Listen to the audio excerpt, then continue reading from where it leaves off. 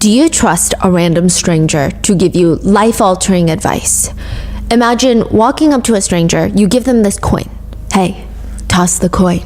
Toss the coin, and based off of what it lands on, by you tossing it, I'm gonna decide whether or not I break up with my girlfriend and move to the other side of the country to join a band. And my fate is in this random person's hand. Someone I don't even know. I don't even know what this person is about. Would you trust a stranger with that level of power? At the pier in San Diego, California, there's this TikToker, Bailey, who's casually sitting on the side, and she is hoping that people trust a stranger like that. She's got this giant poster board sitting on her lap, and it just reads, "Ask me for free advice," in big, bright orange letters. I don't know how long she's been sitting out there for, but a middle-aged man stops on his bike. Do I go to Uzbekistan or stay here? Yes, and it's such an intense question. Wait, say that one more time. Do I go to Uzbekistan or stay here? Do you have family there? No. Why do you want to go? Meet a woman. To meet a woman. And it was Uzbekistan. Uzbekistan. Which, that's a huge thing to ask a stranger for advice. Do you move to the other side of the world for a woman, or do you stay here? I don't know, but maybe he just needs someone who blurts out an answer.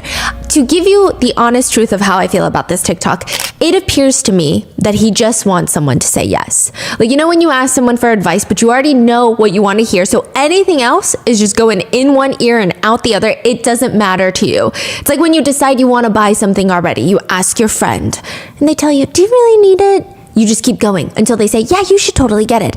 That's the energy here. Yeah. And the man on the bike has this very interesting outward appearance. He's wearing this black beanie, but it's only covering half of his bald head. And he's eerily calm the entire time. Like a bit too calm. The way he's just pleasantly smiling. Do I just uproot my life and move to the other side of the country? Yeah, it's really odd, right? Yes. And the TikToker Bailey continues to ask him, You don't like American women? No, they're familiar. So you've given up on meeting someone here? No, I'm married. Oh. Yeah. so he's married, pondering if he should move to the other side of the world for a woman. And the whole thing just gets stranger and stranger. He talks about how his kids are out of the house. He has an empty nest. He wants to find a woman that he's content with. He says, quote, I want to find a companion that I'm content with. And the whole time he's just pleasantly smiling while Bailey keeps telling him, sir, you're unhinged. You need to at least talk to your wife about this or settle things out here first before you even think about moving out of the country. This is crazy. This is between you and your wife. I want to find a companion that I'm content with. I think that requires you to divorce someone first. Well, maybe. And he's mentioning that their love is diminished and he's just pleasantly calm the entire time. And there's this one part of the TikTok where he just looks at her and says, yeah, and then 6 months later. And he kind of throws his hands up in the air as if 6 months later he's gonna end up in Uzbekistan. Now, at the very end of this very transparent conversation, I think that he realizes he's being recorded. So sort out your marriage and then get back to me on that. Maybe I'll find myself on the internet. That video was filmed in June of 2024, June of this year. A few months later, in August, just like 2 months later, someone who looks very, very similar to this man on the bike, eerily similar, goes missing. Quite literally vanishes in the most bizarre kayaking trip out at the lake. His kayak is found in the water, overturned in the deepest part of the lake. His car is nearby. His wallet is found. But all netizens are wondering is, did he actually drown in the lake? Or did he leave his family and slip away to Uzbekistan? Or is that even really him in the TikTok video? We would like to thank today's sponsors who have made it possible for Rotten Mango to support Bruce's legacy. They are a volunteer-based nonprofit who specialize in search and recovery operations for victims of drowning. For example, they have a specialized dive team that can be deployed to a drowning incident if the authorities lack the right resources.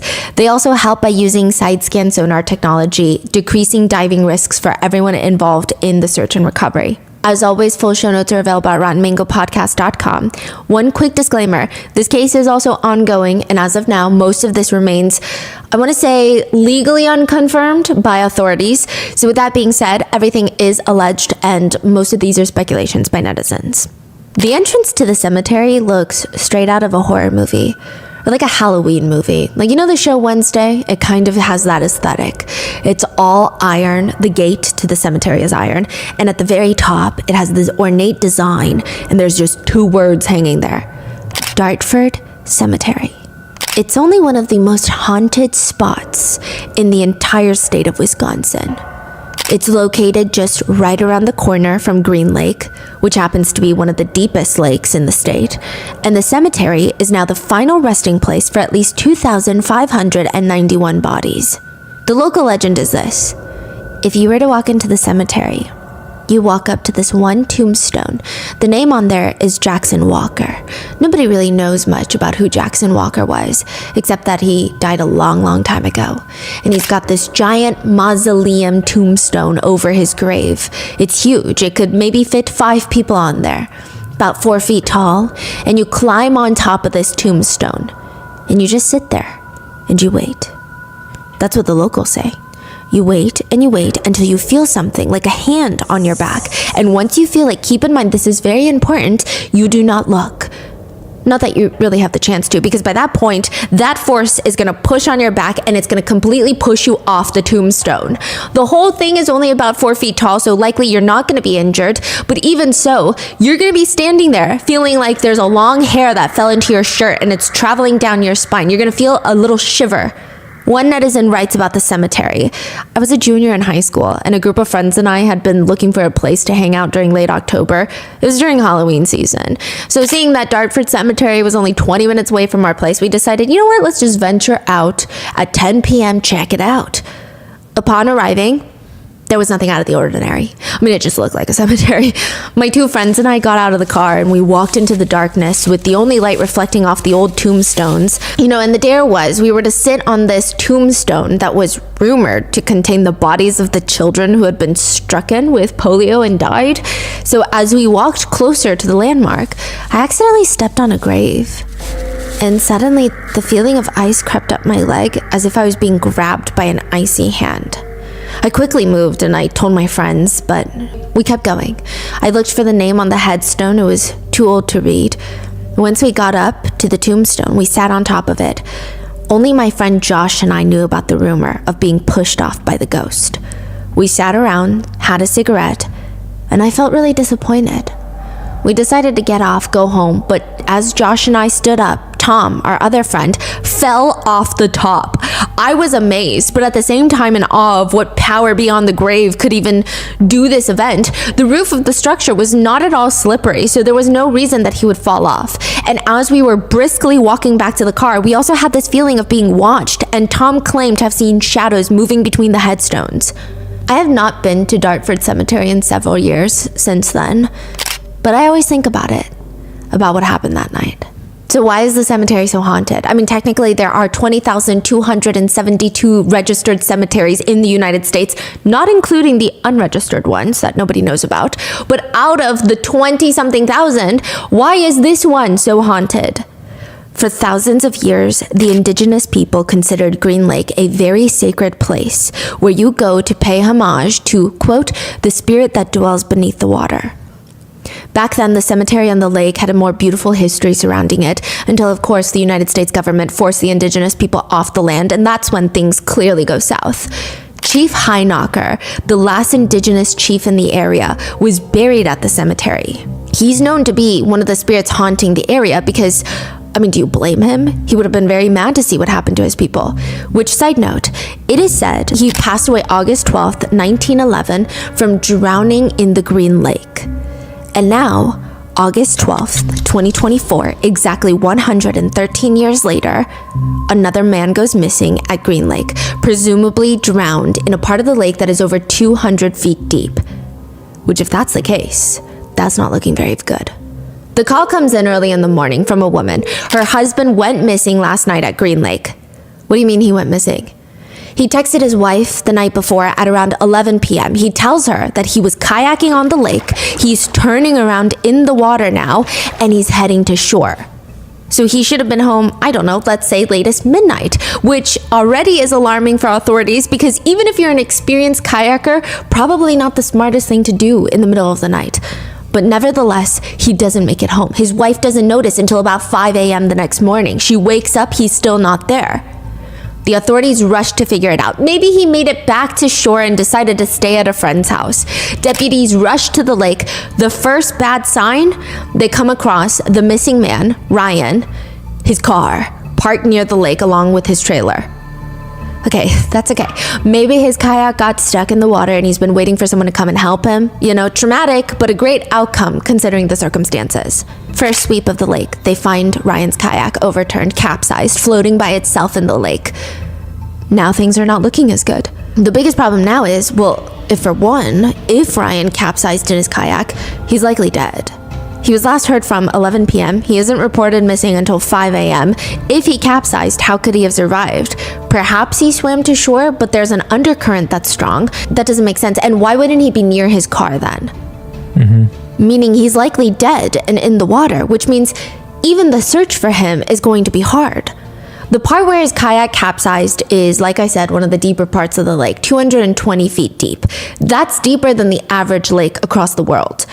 At 200 feet, you can barely see what's in front of you. There's barely any sunlight that penetrates the water. The water is essentially black liquid. This is not something that the local sheriff's office can do alone. They have to bring in specialized search and rescue, a nonprofit called Bruce's Legacy that offers to help search for Ryan. Bruce's Legacy has helped us in the past with drownings that we've had on our lake, and the reason why is because of the depth of our lake. Our lake is 238 feet, the largest inland lake in Wisconsin. They're going to bring in sonar technology to scan inside the lake. They have those beams that shoot out into the water. They scan what's down there without actually going down. You can kind of see an image on what's under the surface from on the boat, but you really can't have a thorough search and rescue without divers. Sonar is like a flashlight. It quickly scans the whole room. It shows you where things are, but you can't tell exactly what each thing is. It narrows down a search area very quickly, but that's it. Once that area is narrowed down, you need divers. Additionally, the sheriff's office will be bringing in canine dogs. Canine dogs have actually been known to accurately detect remains even in murky waters at depths of at least 50 feet deep. What? They typically do not enter the water. They stand on the edge of boats to detect scents. They can do a lot of surface area very quickly. That's crazy. Yes, but that also means that you need very specific boats because their snouts have to get close enough to the water to scan it while they're driving slowly. Really? Yeah. It's very interesting. The dogs will be very important considering the water is incredibly murky in this part of the lake that he's vanished. Every hour that passes since Ryan is reported missing feels like the tension is just getting bigger. His wife and his 3 kids are waiting to hear the news that he's okay. I mean, they have faith that he's somewhere alive and well, and they just need to find him. But within 24 hours of him being reported missing, a fisherman fishes up a giant fishing pole that is identified to be Ryan's. They find a tackle box inside Ryan's wallet, ID, keys. For 54 days, they're searching. The entire community is getting involved, giving out food, gift cards to those searching so that they can go buy food because all they're doing all day for 12-hour days is searching the lake for Ryan's body. The local docks are loaning out boats to search and recovery. Meanwhile, Ryan's wife and 3 kids, the oldest is in high school. They're selling t-shirts that say faith over fear to help fund the search. And they're being very optimistic, but it's just not looking good for Ryan. I mean, there's just no way that this man is at the bottom of the lake. Keith is the man that runs Bruce's Legacy. He started the nonprofit because his brother Bruce was a firefighter who drowned while searching for a drowning victim. And Keith has done a lot of searches. He scanned through so many lakes. By this point, 8 weeks later, in early October, he's pulling Sheriff Podal aside. This is the sheriff in charge of the whole search. Sheriff, I'm good at what I do. In this particular lake, he's been doing 9 12-hour days looking for Ryan, and he says, I'm telling you right now, I don't think that Ryan is in that lake. What? Then where is he? Did he capsize the kayak, swim ashore, and then hide in the woods or something? What do you mean he's not in the lake? In light of this conversation, Sheriff Podell decides, I'm just gonna run his name. I'm gonna run his name and see what happens. They run Ryan Borgwart's name. His passport comes up as entering Canada the day after he's reported missing. Wow, yeah. That was something we didn't expect. Because there's a log of all of this. How is that possible? How does a dead, drowned man go to Canada? He's supposed to be at the bottom of the lake that they spent $40,000 searching for him. What the hell do you mean his passport came up in Canada? Wait, so this is 50 days later? 54. They didn't search his name in the system for that long? No, because, I mean, the evidence was very clearly... And his passport was at home. Oh. Exactly. Then how did he pass? Okay. We'll get there.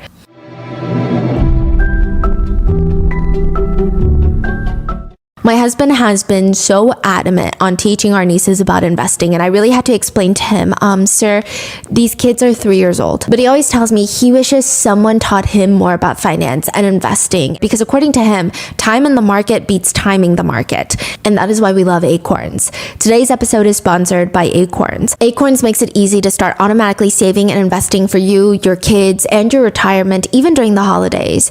I love how simple Acorns makes everything feel. In my opinion, it's the best way to get yourself or a younger loved one to dip their toes into the world of investing. You don't need to be an expert. Acorns will recommend a diversified portfolio that matches you. You don't need a ton of time. You can create your Acorns account and start automatically investing your money in just 5 minutes. You don't need to be rich. Acorns lets you get started with the spare money you've got right now. That could be $5 a day or even just your spare change. And that's right, Acorns can round every purchase you make up to the dollar and automatically invest your spare change for you. And you get bonus investments just for buying the stuff you need from the brands you love. Head to acorns.com/rotten or download the Acorns app to start saving and investing for your future today. Paid client endorsement. Compensation provides incentive to positively promote Acorns. Investing involves risks. Acorns Advisors LLC, an SEC registered investment advisor. View important disclosures at acorns.com/rotten.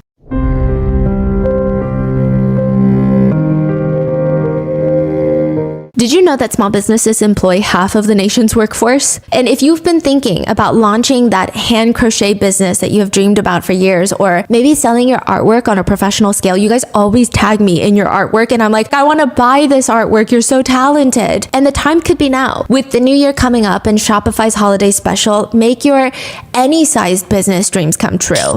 Shopify is the most user-friendly e-commerce platform designed to help businesses of all sizes create, manage, and grow their online stores using these customizable templates. A lot of you guys may know that we've been loving Shopify for some time now. When we sold Grandpa Mango's limited edition art prints, Shopify took care of all the nitty-gritty tedious stuff. For example, it was the inventory tracker. It managed all of that and even provided alerts for when something is low in stock. If you have a physical location for your shop, Shopify's point of sale system and checkout tools will work in tandem with your online store's inventory management as well. Shopify makes getting paid simple by instantly accepting every type of payment. The time is now. Make your any size business dreams become a reality this New Year's with Shopify. Sign up for a $1 per month trial period at shopify.com/rotten, all lowercase. Go to shopify.com/rotten now to grow your business no matter what stage you're in. Shopify.com/rotten.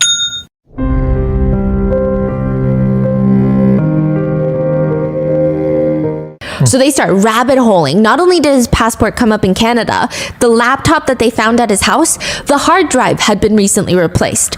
And his search history had been deleted the day he went missing. Why the hell would this family man delete his search history conveniently the day that he goes missing?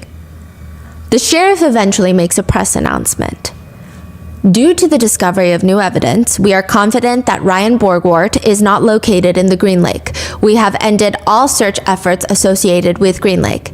At this time, we believe Ryan is alive and likely in Eastern Europe. To put it lightly, they are now accusing Ryan Borgwart of faking his death escaping to Eastern Europe. Is that what the sheriff is saying? He tricks the whole town. His coworkers, family, wife, and kids all believe that he drowned in the lake when he really didn't. They're all passing out food to the search and rescue teams. What kind of person does that? I mean, what kind of person has any good reason to fake their death? Did you know every situation of someone faking their death that we know of are unsuccessful ones?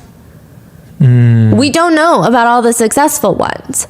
One netizen writes on Reddit, the best way to fake one's death obviously is not a kayak. That's some beginner, novice shit. but rather, easiest way is killing someone roughly the same size as you. Dress them in your clothes, remove all their teeth and get rid of them, position the body inside your car on the driver's seat. Now you remove all your teeth and place them in the body. Gas it up, set it on fire, walk away and go live a new life. Which is very extreme. That is crazy. So they're saying to fake your own death, you have to commit murder and then pull out all your teeth, and then you can pretend that you're dead. Yeah. Which at that point, Yeah. that's crazy. But that still doesn't answer why someone would want to fake their death. You know the book, One Flew Over the Cuckoo's Nest? It's like a very famous book. The author of that book actually staged this elaborate death where it appeared he jumped off a cliff and he wrote this note to go along with it. Ocean, ocean, I will beat you one day, or something poetic like that. When in reality, he was hiding in his friend's trunk while they drove into Mexico. He faked his death to get away from a marijuana charge. In the end, he was found doing copious more drugs in Mexico and brought back to the United States for a 5-month jail sentence. In 2003, a guy named Jesse Kiff died. Well, he faked his death. He hacked into the Hawaii death registry system using stolen credentials from a doctor, declared himself dead, signed using the doctor's stolen credentials. Also, he could allegedly avoid paying over $100,000 he owed in child support. Or maybe sometimes people fake their deaths because they're spies for high-powered government agencies. There's many reasons why someone would fake their death. But Sheriff Padal is initially very cryptic. He reveals, yes, we suspect that Ryan faked his death, but he doesn't really reveal why. He says, everything we have found, we're in a really good position that we know he is somewhere out there. All we want to know is that he is safe. Our goal is to identify any crimes that have been committed by any individuals who assisted with this crime.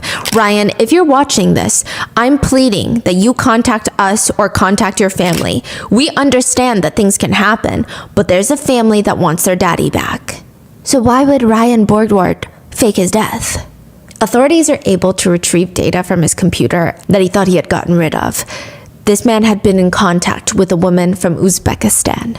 He had Googled how to transfer funds into foreign bank accounts, and he took out a $375,000 life insurance policy so that when he, quote, dies, his family will be taken care of, if you will. So did he really fake his death to be with a woman from Uzbekistan? That is very extreme. Some netizens are calling him the ultimate passport bro. Evidently, I think marrying someone that doesn't have a similar culture or upbringing as you is a fascinating experience. I think there's a lot that you can learn from each other. I also think that dating and love should be bound by no geographical constraints, right? However, I do think it's weird when people go abroad for the sole purpose of finding a partner because they hate all the quote options they have at home. I think that's a little weird. I do find that to be a very thin line between chasing your dreams and happiness to straight up looking for partners that are in more exploitable conditions. Welcome to the conversation of passport bros. Many netizens like to call them LBH. Do you know what that stands for? The passport bros like to call themselves LBH? No, people like to call passport bros LBH. Oh, I don't know. Losers back home. Oh my gosh. Yeah. So they now are forced to travel to different countries to find people to date, is what some netizens say about passport bros. Draw your own conclusions. I'm not here to sway you into loving them, hating them, agreeing with them, disagreeing. I think they exist, and I think it's fascinating and terrifying. One passport bro states that women overseas are just more open-minded. He goes on to state, another misconception is that passport bros can't meet the standards of women in the US, so they travel overseas to date foreign women, but this perspective is elitist. What makes Western women the pinnacle of the global dating scene? Which, I don't think anyone said that, right? Is the only reason someone travels abroad to date because they can't find a partner in the US? I believe many passport bros feel it's the opposite, and it's women in the US who can't rise to their standards. He says he hopes to find love and settle down in one of his top contending countries, Brazil, Colombia, and South Korea. Which, no one's getting married in South Korea, so I don't know what you're thinking. But as for what he looks for in a woman, he says someone beautiful, loyal, and family-oriented. Again, I think if you love traveling or you love a specific culture and you wish to find a partner that's immersed and shares that same interest, that's beautiful. But passport bros keep taking it 10 steps too far. This is from actually one of the more palatable passport bros out there. Others write about their travels in Southeast Asia, which, by the way, Southeast Asian women are incredibly beautiful, yes. But the way they talk about these women in these forums is, okay, just listen. They have traditional values. Every single one of them that I talk to lived with their parents. These girls rate on a hot scale much higher than your average woman in the West, and they are more ready to please. Some of the passport bros just hate on invisible American women, screaming into the empty chambers of their brain. To the salty Western woman lurking on these forums, yikes, you have no idea the competition you are now facing for men. That's crazy. Yeah, again, love who you love. I think you can be attracted to different cultures, different aesthetics, but why put on this fictitious war between women fighting over you in your mind? That's just the beginning stage of a mental health condition that will eat away with you. But they keep ranting. You cannot even come close to what woman overseas has to offer. So keep lurking on our forums, keep staying bitter, keep trying to shame us, and we will keep leaving for greener pastures overseas. My next mission is to get my other single friends that also have great jobs like me to give passport bro life a chance. Again, nobody is stopping you. Truly. This is why you have a passport. I'm so sorry, guys. I have been lurking on these forums and I read it, I felt the pain, and now you need to too, okay? Some of these passport bros, they're not even worried about Western women like that. They're worried about, quote, ruining the woman overseas. A TikToker posts a video from the Dominican Republic giving advice to other bros. Man, don't go crazy. These local countries, they have their own economy set up. In some places, for instance, in the Dominican Republic, you know the average person pays between $100, $200 a month for rent.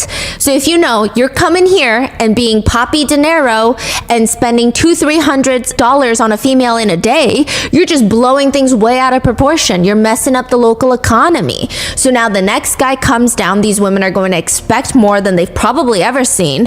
I'm not going to say deserve, because you can get what you can get out of life. When you come here and you start going crazy, throwing things off balance, you know, a lot of the guys are going down to the DR and treating the place like a strip club. You're upsetting the imbalance of things. I heard stories of guys back in the 90s. You know, I heard stories of guys going down there and having a nice time with a young lady for $50 or something for a couple of days. You try to offer that to a young lady now, she's going to laugh in your face. Why? Because the local economy, the structure of things has been thrown off. Wow. Most people think that this man is a crusty man with crusty skid marks, but I regret to inform you that some people agree with him, and that could be potentially terrifying. One comment reads, "He's right. I ran into this exact problem the last time I went down there." Another netizen writes, "A majority of these passport bros are turning the women in these countries into Western women. I keep seeing posts about guys bragging about going on 10 different dates in 10 days, sleeping with woman after woman as they go from country to country, basically treating them like disposable trash, which is why I won't even step foot into insert country unless you're fine with dating a woman who has been run through by about 15 degenerate passport bros." They also complain about the worst things that could possibly happen while they date overseas. Which, side note, you know, some of the worst things that could happen to anyone, and obviously a lot of women, is, well, to be tortured, essayed, and killed going on a date. But passport bros complain online that some of the worst dating encounters that they've had overseas, they write, "The worst I've experienced is that they aren't as hot or as enthusiastic as they were online." Still significantly better than here in the US. On that same note, another netizen writes, "Oh yeah, the worst, the girl shows up and bum bum bum, she's fat." Another one just comments, "Oh yeah, the worst thing that could possibly happen is getting used for a green card."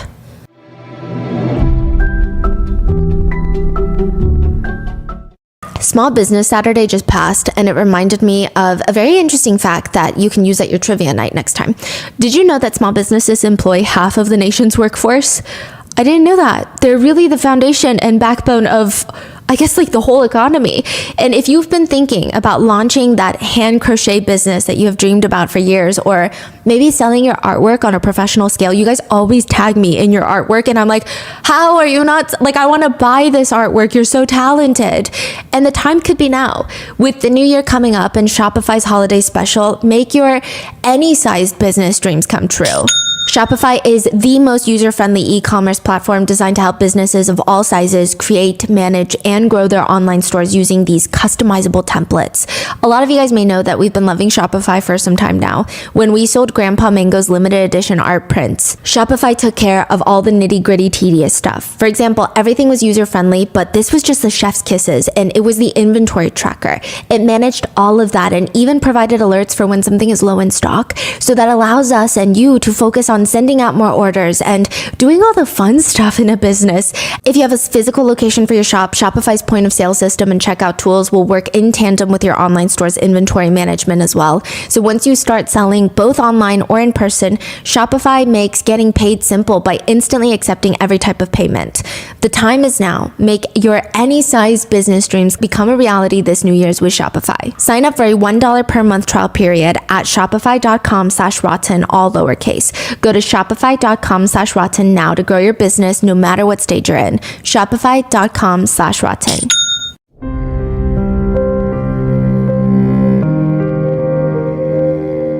There's one video of a man who, honestly, I don't know how old he is, but he has a sour, wilted look to his face. He is standing in the parking lot, filming a younger woman who is visually so clearly out of his league. And he says loudly, "Passport bros, you want to hear a success story? Look what I pulled." She doesn't even speak English, so I don't even have to listen to her. Which the top comment reads, "Once she gets that green card, she will speak all the languages." But some passport bros try to argue that it's because they're just going where they're appreciated. They write, "I hated the term passport bro and all the negative connotations attached to it. For me, I was just going where I'm appreciated. It's really that simple." To which one netizen comments back, "The US culture hates men. The US culture uses men and discards them for not performing enough in long-term relationships. Most women don't value men in the US and view them as competition. Women have a chip on their shoulders due to dealing with a small group of men, or I don't know, past childhood trauma due to a father that most likely wasn't there. The legal system is and blames men. I'll say this, this culture. You matter. And seek out the destiny God has put in front of you. You are free. You're not a slave to be used with nothing in return." The bros rant about how, quote, "It doesn't get better for a woman in the US anywhere outside the US. Whether we're talking about earning power of men in the US, alimony, child support, divorce laws, average woman over 27 being overweight, yeah, their life doesn't get better outside the US." They also say that American women are so particular about love that they won't date a short guy even if he clicks off all the other boxes.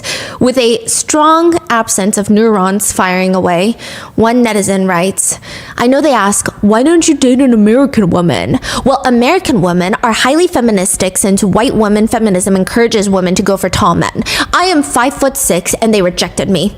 I'd already given up on women and I thought that I would die alone, so I had 3 choices in America, which are get height surgery, which is dangerous and experimental, go for fat women, or go for women that are my age but mostly are all already single moms.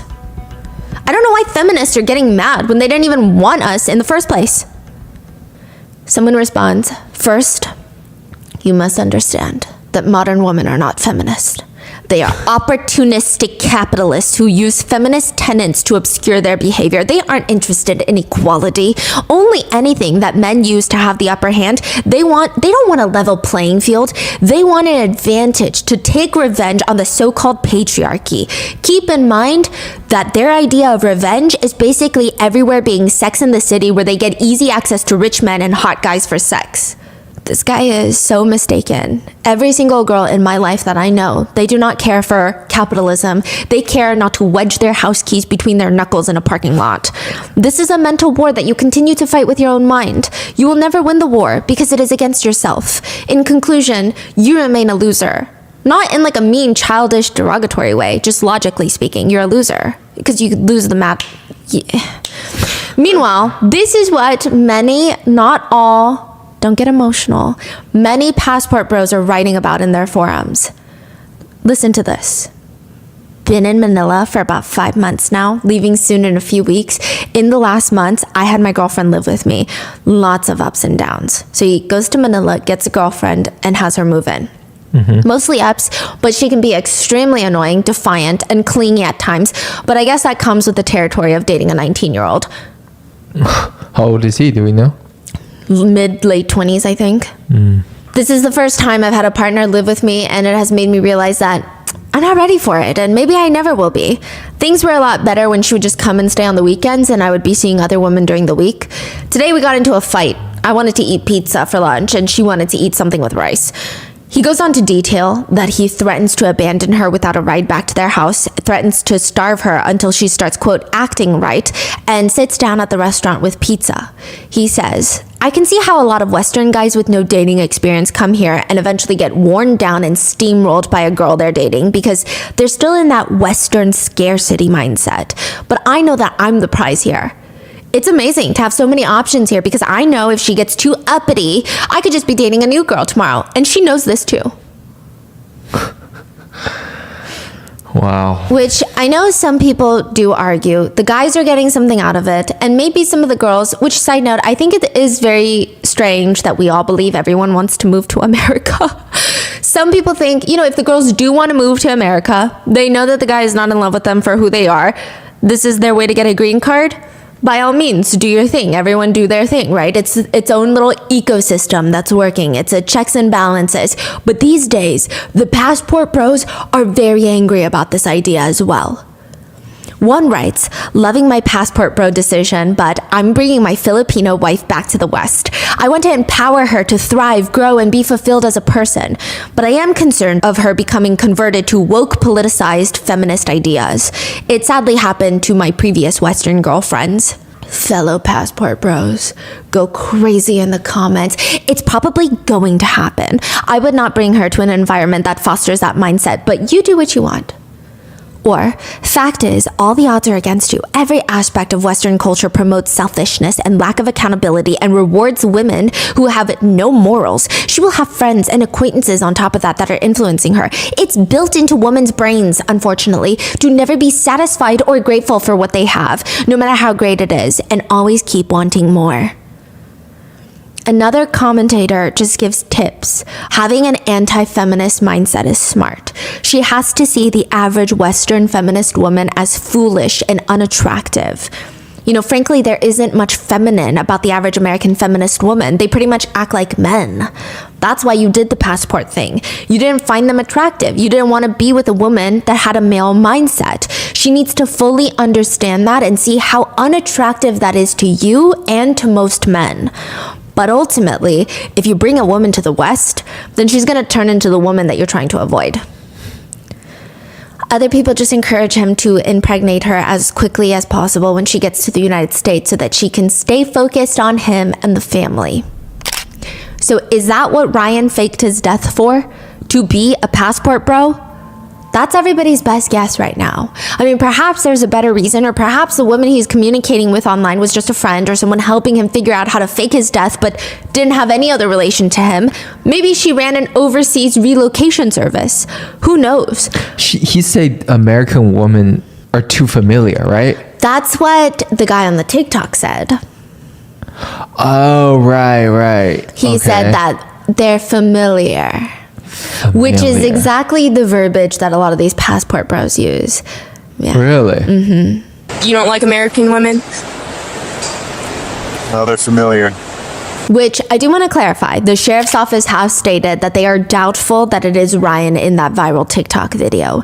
They say, we are not actively pursuing this as a lead in this case, but we have seen the video and we have contact info for the people involved. We do not believe it is Ryan. Then who is the guy? Yeah, nobody believed the sheriff, so they argued again. We have verified that it is not Ryan by contacting people who know Ryan. Some people still don't believe it, and they state either that's the same guy or there's a lot of married men with girlfriends in Uzbekistan. Yeah. Ultimately, all this news coverage, because Ryan goes missing, the TikTok gets posted, and everyone goes, wait a minute. Okay, so the TikTok is filmed June of 2024, but it's not posted until November 2024. He goes missing August. So he goes missing August. The TikTok is posted in November. So people are like, wait a minute, this guy just went missing. Like 2 months ago, he went missing. I was seeing it on the news. Then this blows up, snowballs, everything goes, it becomes like international news. Ultimately, all this news coverage leads to Ryan sending in a proof of life video because he's alive. He's not dead in the lake. Wait, Ryan sent a video? Yes. To who? To the police, the sheriffs. What? How? Yes. Why? It appears that things are snowballing too much. The sheriff knew that he was alive, knew that he went into Canada, and was like, Ryan, if you're seeing this, contact us. And I think he didn't want it to snowball into an international manhunt for him. Okay. So he sends in a proof of life video, and I will say it is the most bizarre proof of life video that I've ever seen in my life. I think those hostage videos where they hold up the newspaper is less bizarre than this. Okay. Yeah, the hostage movies I meant, where they hold up the newspaper, is less bizarre than this. He's wearing this orange shirt, and he looks like he's having a rough time. It looks like, and I don't say that with sympathy, I say that with he's not looking good. Uzbekistan is not treating him well, is the vibe. He says, Good evening, it's Ryan Borgwart. Today, hello, Matt. Today is November 11th. It's approximately 10 a.m. by you guys. I'm in my apartment. I am safe, secure, no problem. Hope this works. Hope this works? Yeah. What does that mean? I don't know, but people think once this video came out, this reminds them so much of the TikTok video because their energies are so oddly similar. He's not smiling and pleasant, but it's just the deadpan, this is what's happening. Do I go to Uzbekistan or stay here? Safe, secure, no problem. So looking at that video and the first TikTok video, Yes. do they look like the same person to you? They actually look similar, but if you look at the ears and the eyebrows and the nose, which are typically how people will indicate, because those things don't change that drastically over time. Yeah. It does not appear to be the same guy. But they look crazy similar. Okay. Like you would really, I had to pause both videos and I was just studying. I was just analyzing their faces. Now I really need to know what happened to the TikTok guy.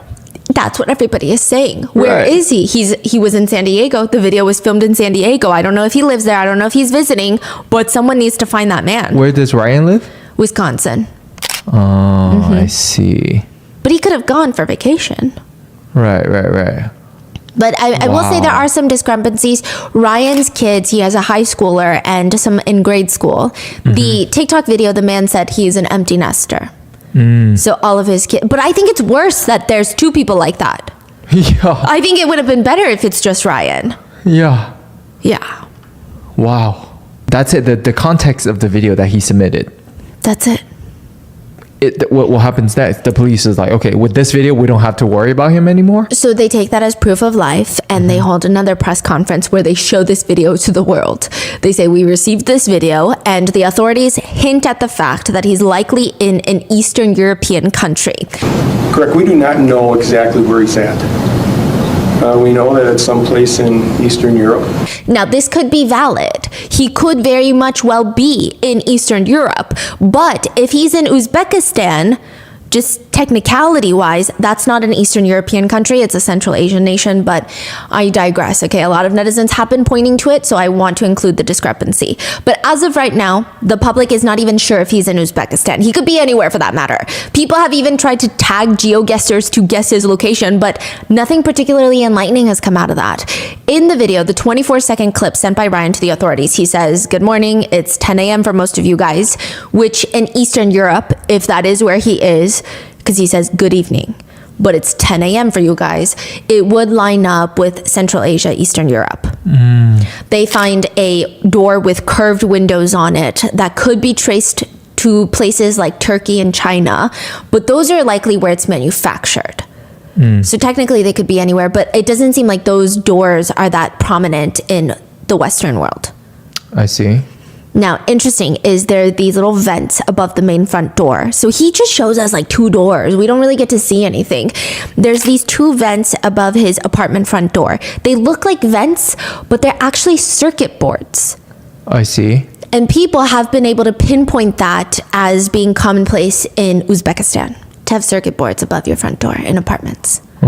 So why did the police say he went to that Uzbekistan? Like, where does that information come from, except if it's not from the TikTok?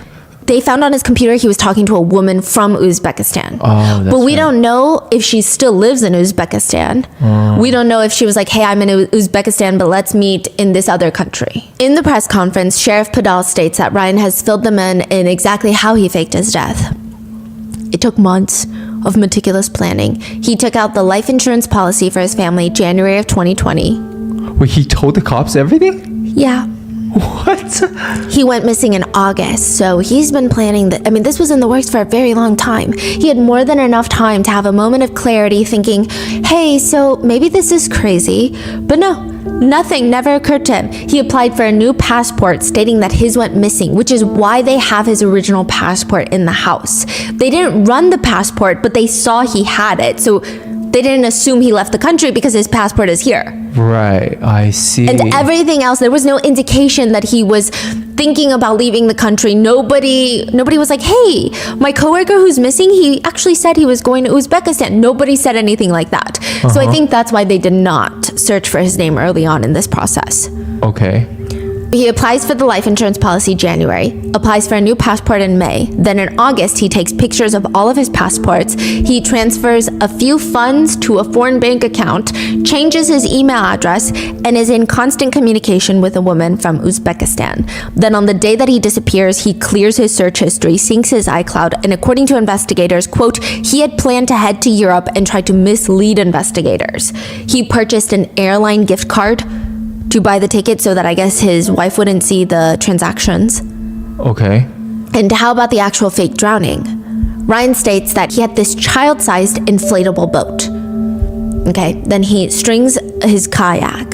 He paddles out into the deep part of the lake, capsizes the kayak, and then rows the little inflatable child-sized boat back to shore. He also dumped his phone in the lake. Then once he gets to shore, he had hidden an electric bike nearby. He rides that electric bike all the way to Madison, where he gets on a bus to Detroit, Michigan. Then he crosses the land border into Canada, and then he gets on a plane to head to wherever he is now. Which we don't know? At least the authorities are not telling us. Okay. They just said Eastern Europe. That is a crazy movie plot. Gone boy. Gone boy. Exactly. He just gone boyed. Yeah. The sheriff states he did his research. One of the reasons why he picked Green Lake was because it was the deepest lake in Wisconsin. He thought his plan was going to pan out, but it didn't go the way he planned. So now we're trying to give him a different plan as to how to come back home. The sheriff states that he chose the wrong sheriff's department because Ryan said, I thought that you guys would only search for me for like 2 weeks before presuming me dead so that my family could get the life insurance policy. So do you think it's also like no body, no insurance type of thing? Like, I think you have to wait like 7 years. Yeah. I see. Yeah, but the sheriff states, well, I hate to tell you, you picked the wrong sheriff in the wrong department. As for how the authorities got in contact with Ryan, they were able to get in contact with a woman who spoke Russian through his laptop. I guess maybe there were some remnants of a woman. And that's it. They won't say who this woman is. They won't say if it's the same woman from Uzbekistan. They won't say what her relation to Ryan is. They won't say anything. Just a woman who speaks Russian. That's it. That's all we got. Sheriff Padal states in the press conference, the great news is that we know that he is alive and well. The bad news is that we don't know where Ryan exactly is, and he has not yet decided to return home. And it's been really hard for the kids, which would be considered an understatement. During the press conference, Sheriff Mike Padal was asked, how's the family doing? The family is doing rather well. We met with him earlier today. It was a big shocker for them. I put a lot on his wife's shoulders. It was hard because of her kids, and she couldn't tell them or anyone. So for a while, she couldn't tell them that the sheriff believed he was alive. Yeah.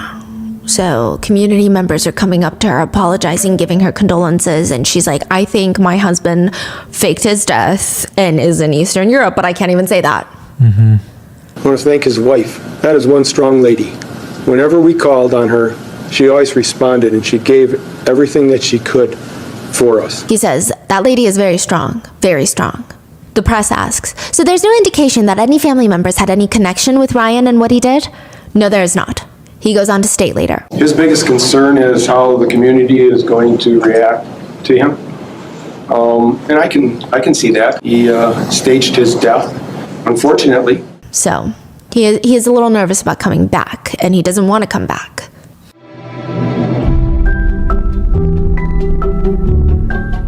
You know those cute PowerPoint videos that your phone makes with the old photos that you come across every few months?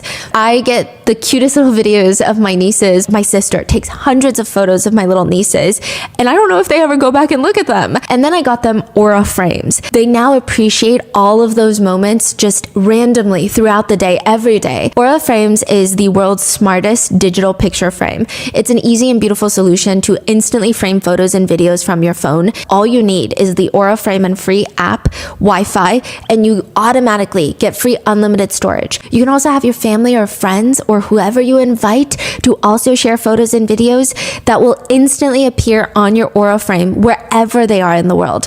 I think this is so beautiful for long distance friendships, relationships, or if your kid is going to college, this is kind of perfect. No memory card required. Aura frames is a fantastic option for the holidays as well because you can personalize and preload an Aura frame. Plus, once you buy the Aura frame, there is no membership required to use it, no strings attached. Save on the perfect gift by visiting auraframes.com to get $35 off Aura's best-selling Carver matte frames by using promo code ROTTEN at checkout. That's AURA frames.com, promo code ROTTEN. This deal is exclusive to listeners, so get yours now in time for the holidays. Terms and conditions apply.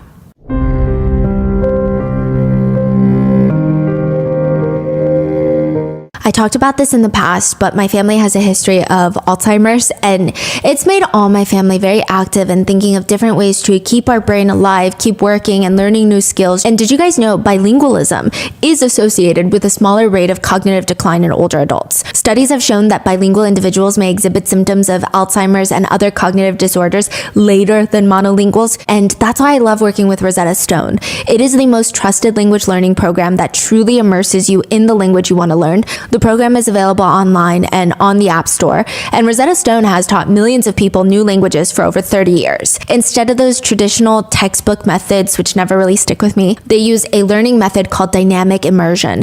It mimics how you learn your first language as a baby by surrounding you in that language, encouraging you to learn naturally. Rosetta Stone's True Accent feature will ensure that you get the vital feedback and your pronunciation. Don't put off learning that language. There's no better time than right now to get started. Today, Rotten Mango listeners can get Rosetta Stone's lifetime membership for 50% off. Visit rosettastone.com/rotten. That's 50% off unlimited access to 25 language courses for the rest of your life. Redeem your 50% off at rosettastone.com/rotten today for yourself or as a gift that keeps giving.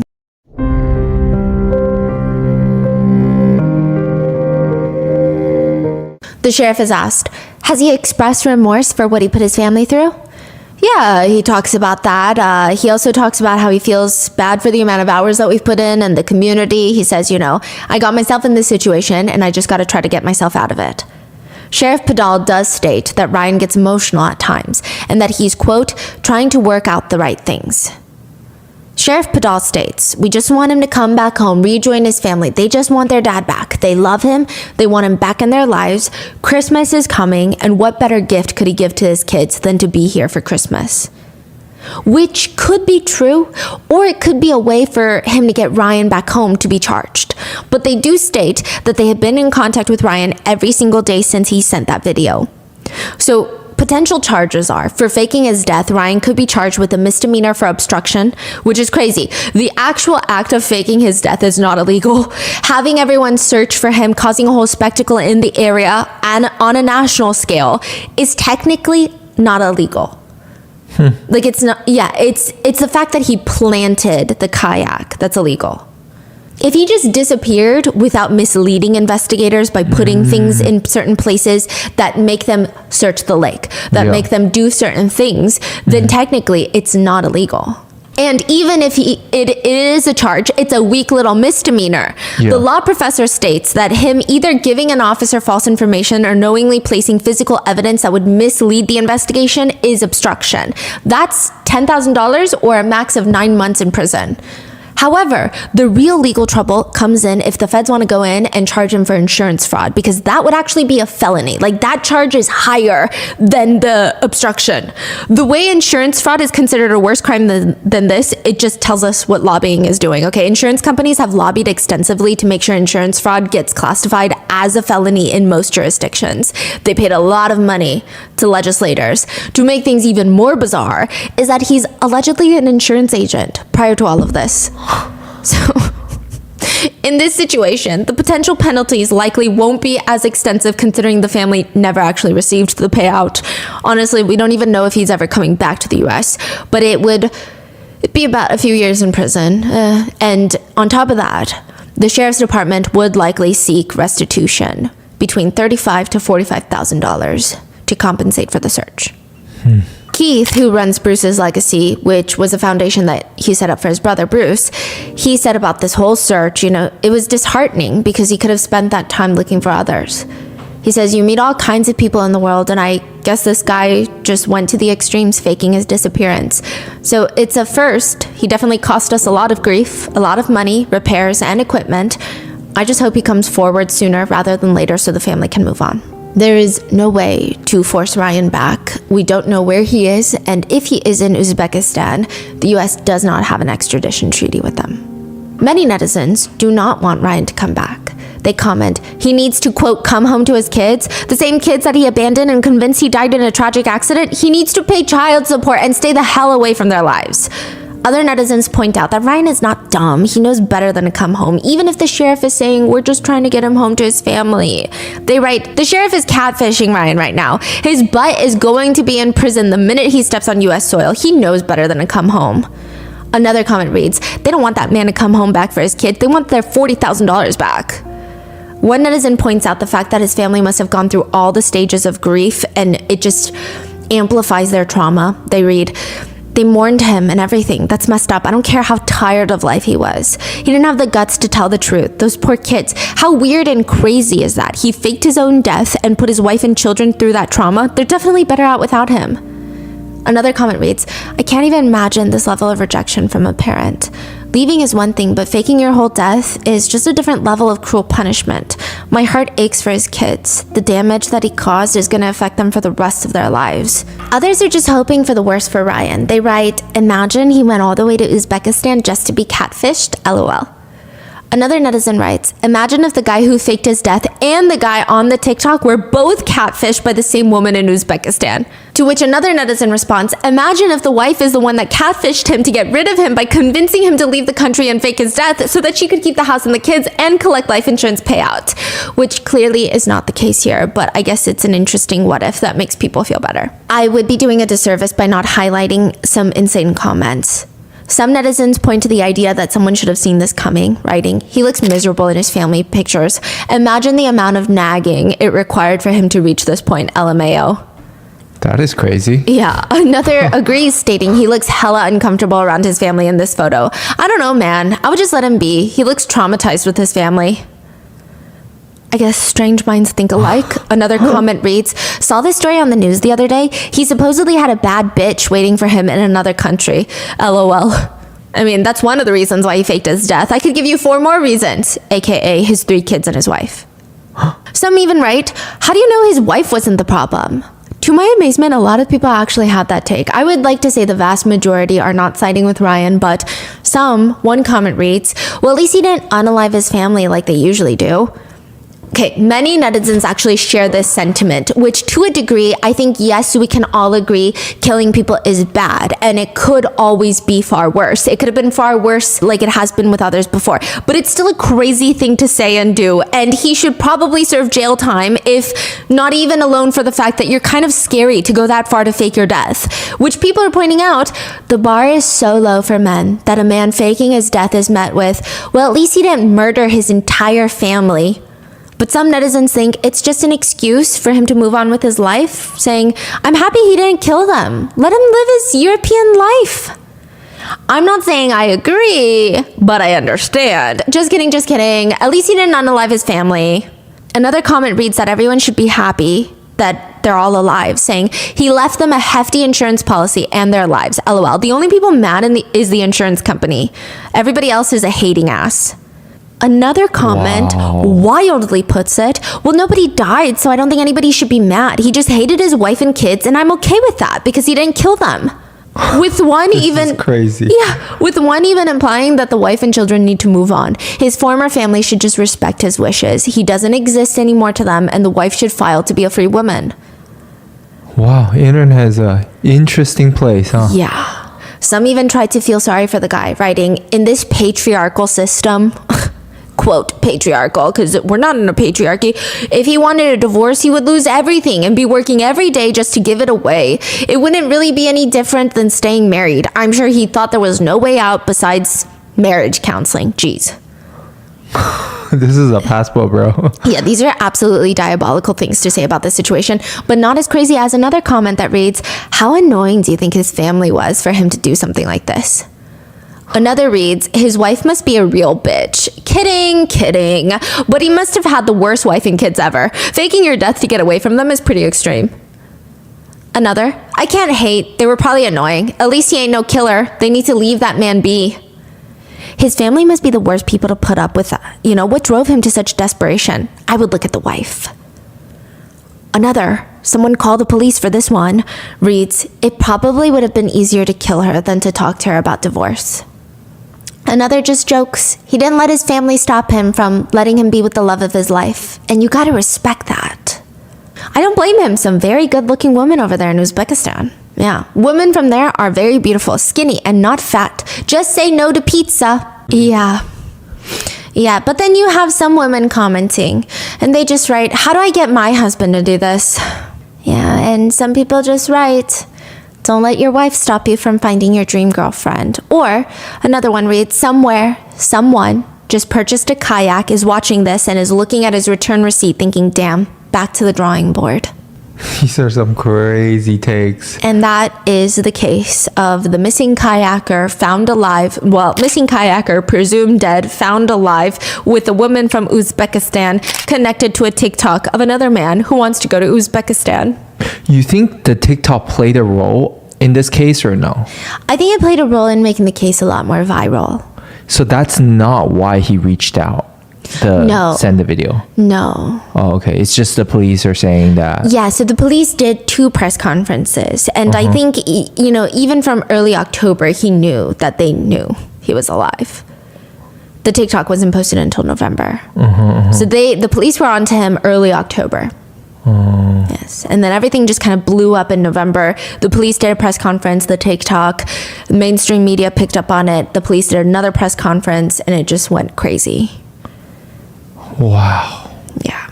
And I went to the depths of Passport Bro forums for this one. Please let me know, what are your thoughts? And stay safe, don't go kayaking at night, and I will see you in the next one. There's a Reddit page called Change My View. You go on there and you state an opinion that you firmly believe in, and you ask the world, hey, come and change my view on this. People will start commenting. They're gonna try to convince you why your perspective is not the best. Sometimes it leads to healthy discussions. Other times it leads to insults where your mom is going to be called into the equation. A few interesting things to note is most people, I would say, on this forum do not change their minds. They do not change their view. Apparently, there's even a few ways that you can tell if someone might be more or less open-minded to change their minds. So why do they post in change my views? Like they just want an argument? They just want to be validated? Why are they doing that? I think they want to be validated. I think they want people to say, oh, you don't need to change your view. Yes, I do think like a strong group of people want to see the other side, but I think most of the arguments, you already know the other side, but you've just picked a side. Got it. So it's a passionate forum that you can browse on Reddit. There's a few things that you can tell if someone is going to change their mind or not. So for example, when the original poster uses the word we instead of I when discussing an opinion, which is obviously very separate from gender expression, but when they say things like, well, we believe, well, we must not, we should believe, and this rather than, well, I thought, I believe, my perception of things, so referring to them as we plus a larger group of people, again, separate from gender expression, they're less likely to change their minds. Because they almost feel responsible for that whole large group's opinion. They feel like the representative of that group. Right. And if they waver and change their minds, what does that mean for the rest of the group? Yeah. There's also stubborn language that you can detect. This is also in real life. If you are talking to someone and they use words like, well, anybody, anyone, I'm certain, certainly, or there's nothing, don't even engage. They're not going to change their minds. On this forum, there's a lot of debates on politics, the economy, whether or not Epstein actually died in prison. I mean, pretty much anything that you can think of is on this Reddit forum, including debates on the show To Catch a Predator. Have you seen the show before? Yeah, I feel like we talked about it briefly. Yes, so this show was around for a few years back in the early 2000s, and the fact that it's still relevant in pop culture is fascinating, but it was a show where a host, Chris Hansen, he would have all of these adult decoys. They're adults, but they pose as not adults on the internet. They pose as 13-year-olds. They start messaging strangers. They start messaging 50-year-old men on the internet. They say, hey, come meet me at this house. This safe house is then wired up for audio and video. Everything is recorded. They step into the house. They sit down in the kitchen thinking that they're going to engage in illegal activities, but instead, Chris Hansen pops out and is like, hi, I'd like to ask you a few questions. That is crazy. Then when they walk out the front door, the police come in, they're waiting outside, they arrest the people. Yeah. I mean, Wow. Dozens of threads have popped up over the years on Reddit, and it's a debate on whether that show is morally corrupt or not. So one would read, change my view. To Catch a Predator is a morally corrupt show. Many of these people's arguments include, let me be clear, I don't think that the people on the show should go unpunished. I think that they should. But also, the show just teaches predators to be more cautious with their crimes, which would put actual victims at risks, not the decoys. Many activists have questioned whether or not the show creates a harmful narrative because most predators in real life are not strangers you meet on the internet. They're going to be people that the children trust. They also argue that the show is almost baiting the predators to commit a crime. I mean, they're lying, misdirecting, coercing the predators into falling for this trap. Another small point of contention being that the family members of the predators, which obviously this would happen even if the predator is just charged in the court system, but now they get blasted on TV. Everybody knows what happened. The family members who likely did nothing wrong, they become these massive victims themselves. But other netizens argue, change my view, To Catch a Predator is not morally wrong. There should be more shows like it. The main argument being, the people on the show turn up to that house with the intention of R-wording a child. All the show does is show them arrive, give an interview, and then being arrested. If those three events happened, why can't they be broadcasted? We can video record anyone on the public street. Why can't we do this with any other crime? Others with the same viewpoint argue the decoys used on the show were advertising themselves as minors on hookup chat rooms and classified ads. The men who were charged during the stings deserve exactly what they got. They know what they were going into. They also argue that public humiliation and the reputation that follows them after the show airs should be expected. It's also safer for communities because it's so easy to find out, oh my God, isn't that the guy from To Catch a Predator? They argue, I cannot feel sorry for somebody who is ready and willing to do God knows what with a child. I mean, society needs to know who these creeps are. I have no sympathy whatsoever. They point to netizen experiences online of knowing someone who ended up on the show. One comment reads, my friend dated someone who ended up just vanishing, disappearing. And then we eventually found out that he had been arrested for trying to sleep with an underage girl and having ropes and guns in his trunk. It wasn't until a few weeks later that we learned he was on the show, and it just kept unraveling. He had come to get drinks for one of my birthdays, and to be honest, he seemed completely normal. There was nothing that stood out to me as creepy or off. And my friend was a wreck afterwards, though. She's a smart girl too, and she didn't expect anything like that. I feel so bad for her. She was blindsided. But others point to other netizen stories that read, I was roommates with a person on the show for a bit. His name was Dave. Basically, he went to California visiting a friend, and the friend tells him, hey, I gotta make a detour to drop in on this girl that I've been chatting with online. He He never mentions her age. And also, it's not like he could say no. Dave is already in the friend's car and the friend is driving. So immediately they get to the house. He regrets his decision when out comes Chris Hansen, and they only interview the friend. Since Dave just got to California, he has no idea who this person is. He never messaged the decoy, but it really sucked though, because the episodes are still available online. They don't blur his face. And actually, the whole episode that he's in has his face on the thumbnail. What? Yeah. Wow. There are debates about whether the show is technically entrapment. Now, side note, entrapment typically involves law enforcement coercing you to commit a crime.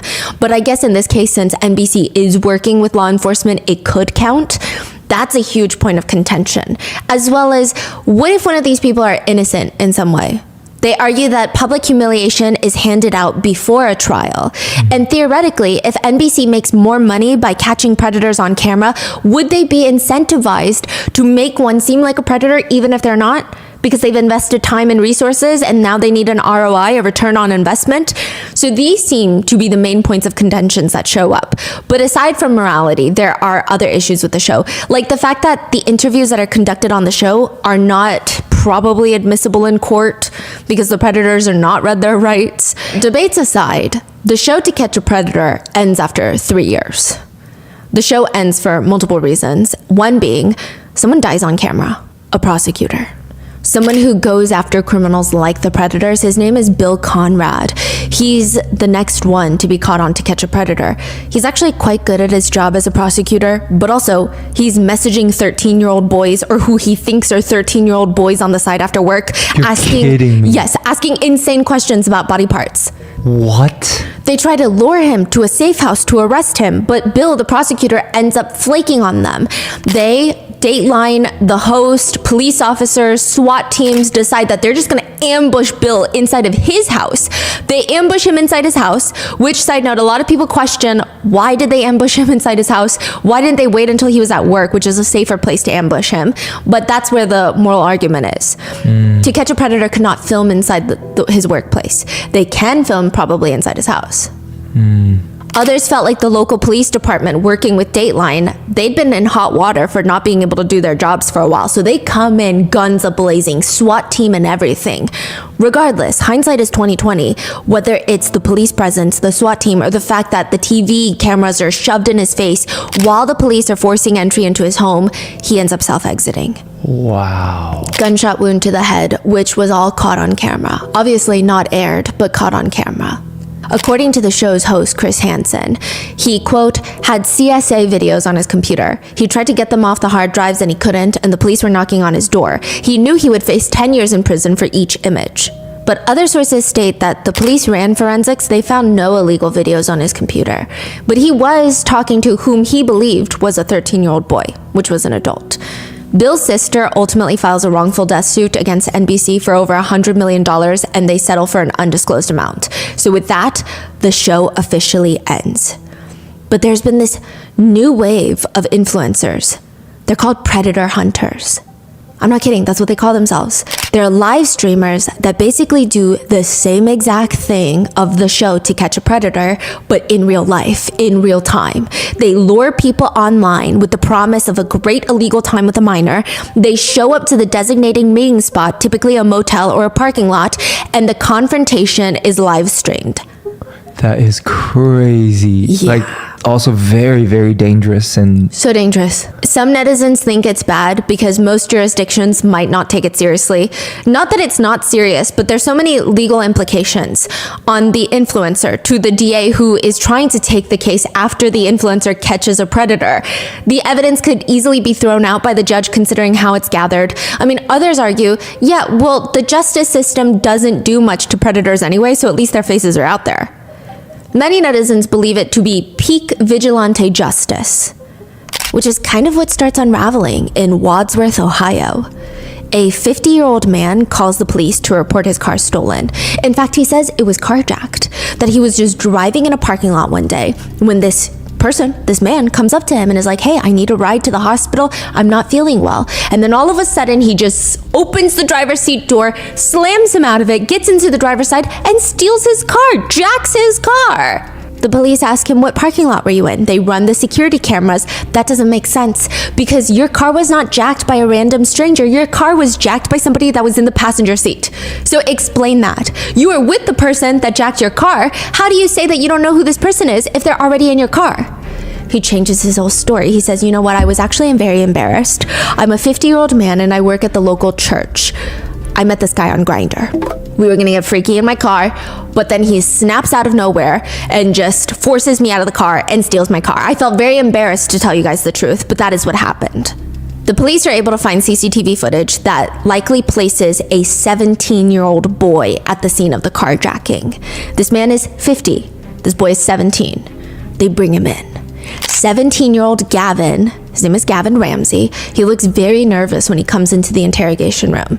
The officer questioning him later reports, I observed that one of Gavin's hands was bleeding and that he had marks on both of his hands. He clenched his fingers to make a fist. He was flexing his forearms and neck muscles. I could see his pulse on his neck. He seems nervous and agitated.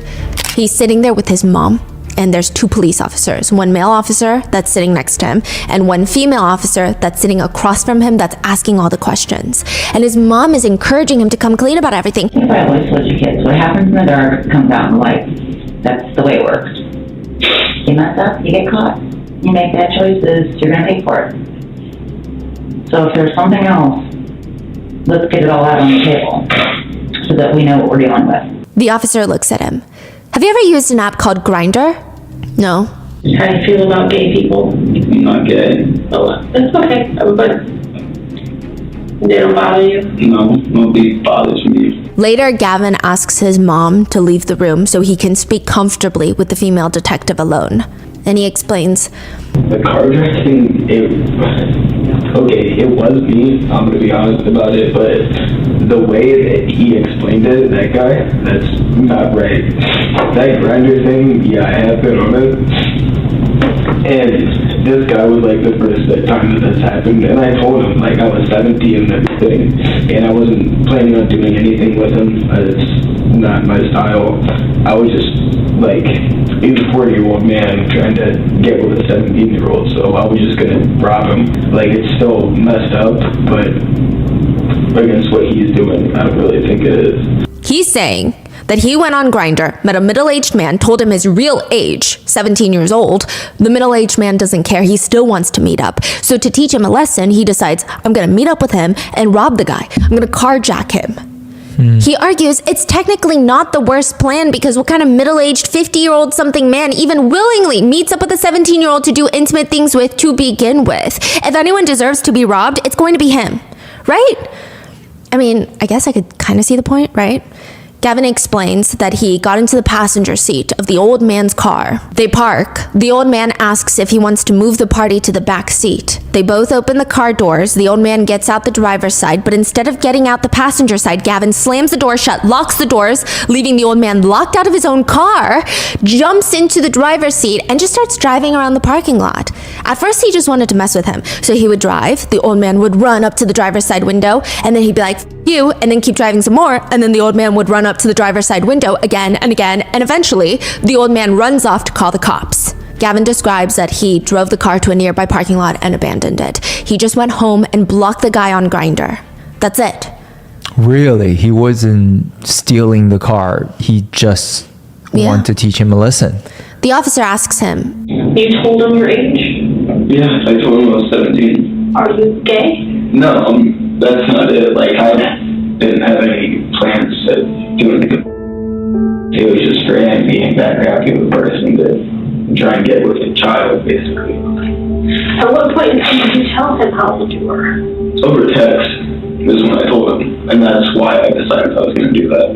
Is it text on your app? Yeah.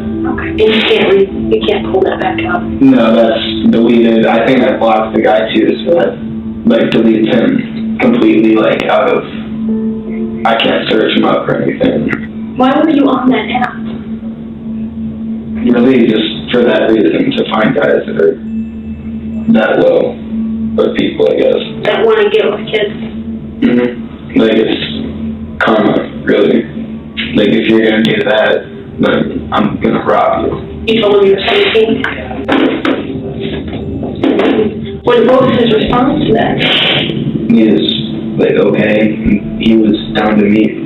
So that's when I decided I was just going to take his money and leave.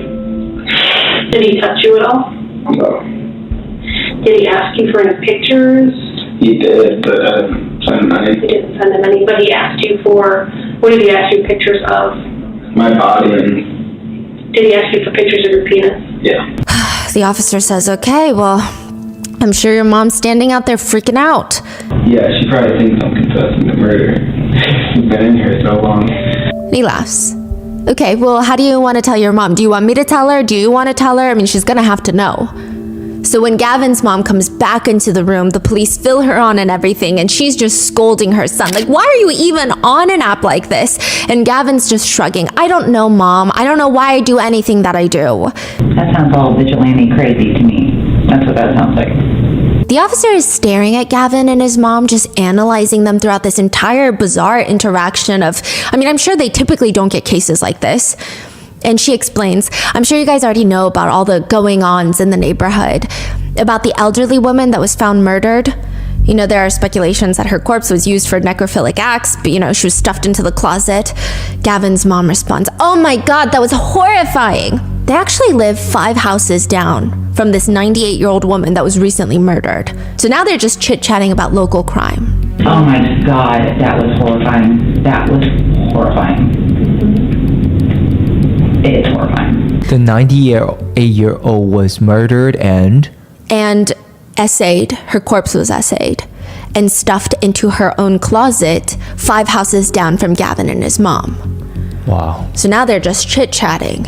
And the police ask, you notice any strange vehicles or anything? No, but the day it all unfolded, we didn't even know what was going on. And we have 2 dogs. I have a very small one, and she was in the kitchen with me. And she just kept looking at the back door and growling, and she never does that. I got like goosebumps. And so I just thought that's so unlike her. And I kept looking out, and the neighbor girl has they built a tree house on the ground. And I kept thinking, God, what if somebody's in there? It just freaked me out because it's all wooden down there and it's all woods. But that was the only thing that was off. Yeah, it was that. Did you know the 98-year-old woman at all? No, other than just to see her out, like on a porch, that actually makes me want to cry. Like, how do you get to be 98 years old? Nobody lives to be 98. It's so rare. And someone else thought that was okay. Like, how does that, I don't know. Like, why does your life been like that? Gavin is fidgeting with a tissue while his mom goes on and on about the 98-year-old woman. And the crazy thing is, like, I have stranger danger issues now. Unfortunately for Gavin's mother, it's not stranger danger that she should be worried about. Because whoever did this to Margaret is a lot closer than she thinks. And he might have something to do with the 98-year-old woman's murder, but also the local carjackings. We would like to thank today's sponsors who have made it possible for Rotten Mango to support the Joyful Heart Foundation, whose mission is to transform society's response to SA, domestic violence, and CA, and support survivors' healings to end this violence forever. This episode's partnerships have made it possible to support Rotten Mango's growing team, and we would also like to thank you guys for your continued support as we work on our mission to be worthy advocates. As always, full show notes are available at rottenmangopodcast.com. A few big disclaimers for today's case. This case is quite graphic compared to some of the more recent cases we've been covering. It involves graphic descriptions and mentions of SA towards some of the most vulnerable populations. So please watch this with your own discretion, and if it's ever too much, take a break, go outside, and I'll see you in the next one. Necrophilia is rare, they say. We hope. It's hard to say exactly how rare necrophilia is because most people who have necrophilic tendencies do not come forward with them. But perhaps it's common enough that some experts have created 10 different classifications of necrophiles. Class 1 necrophiles that do not seek corpses, but they're just aroused by the fantasy of having intimate relations with one. They might engage in consensual adult activities where one partner pretends to be dead. Class 2, they will only commit necrophilia because of an emotional attachment. For example, in 2013, a wife was found sleeping next to her husband's decaying corpse for a year after he passed because she just can't let go of him. Then the classifications progressively get more severe from there, with class 9 being homicidal necrophilia. individuals who commit murder to obtain a corpse for sexual purposes. Then you have class 10, individuals who are only attracted to corpses and will continuously kill to obtain corpses and cannot perform sexually without a corpse. One self-identifying necrophiliac goes onto Reddit to try and explain why they're a necrophiliac. And they write, "The reason why I'm interested in dead bodies is because of their passivity, and maybe vulnerability. For some reason, the way they stay there alone makes me think that they're really lonely and I should take care of them. And they can't reject me or mock me. It's like a blank canvas and you can project all your feelings onto them." To which someone asked, "Why would you not be able to just use an intimate doll then? Because they don't have feelings, they can't reject you. If a real human is too much for you, then why not a doll?" With a corpse, the part of fascination comes from the concept of death itself. Someone had a life and now it's ended, and this physical shell is the only proof of that, and I want to use the physical shell. Another netizen asks, "Fresh corpse or old corpse?" Fresh one, though signs of death are appreciated. I also had fantasies about killing, specifically to get the corpse, but I'm not proud of those fantasies. Now, according to one small study, the most common occupations for necrophiles are hospital orderlies, morgue attendants, funeral home assistants, and cemetery employees. Now, to be clear, that does not mean that most or even a big group of those workers are necrophiliacs. They're just people doing a job. But the small population of necrophiliacs, obviously, they're going to gravitate towards these jobs. Still very uncommon. But in Wadsworth, Ohio, when a 17-year-old boy, like a junior in high school, applies to work at the local funeral home around the same time that a 98-year-old woman, Margaret Douglas, is found stuffed into her closet, partially nude, with suspicions that necrophiliac acts had taken place after her death, after her murder, you really have to wonder, are these connected? You are 3 times more likely to become a billionaire than get murdered at 98 years old. It's just not something that typically happens. But then why is 98-year-old Margaret missing? Before they find her murdered, she's considered missing. Police have to explore the idea that she wandered somewhere in a confused state, and if so, is she in danger? There's this massive manhunt for 98-year-old Margaret Douglas. That's what the Wadsworth police have to figure it out, and fast, because people in the community are starting to get antsy. They went through and checked all the neighbors' backyards, the sheds, nothing. Detectives start going door to door, and every single family on the street, neighbors of 98-year-old Margaret, are now potential suspects. The first door swings open.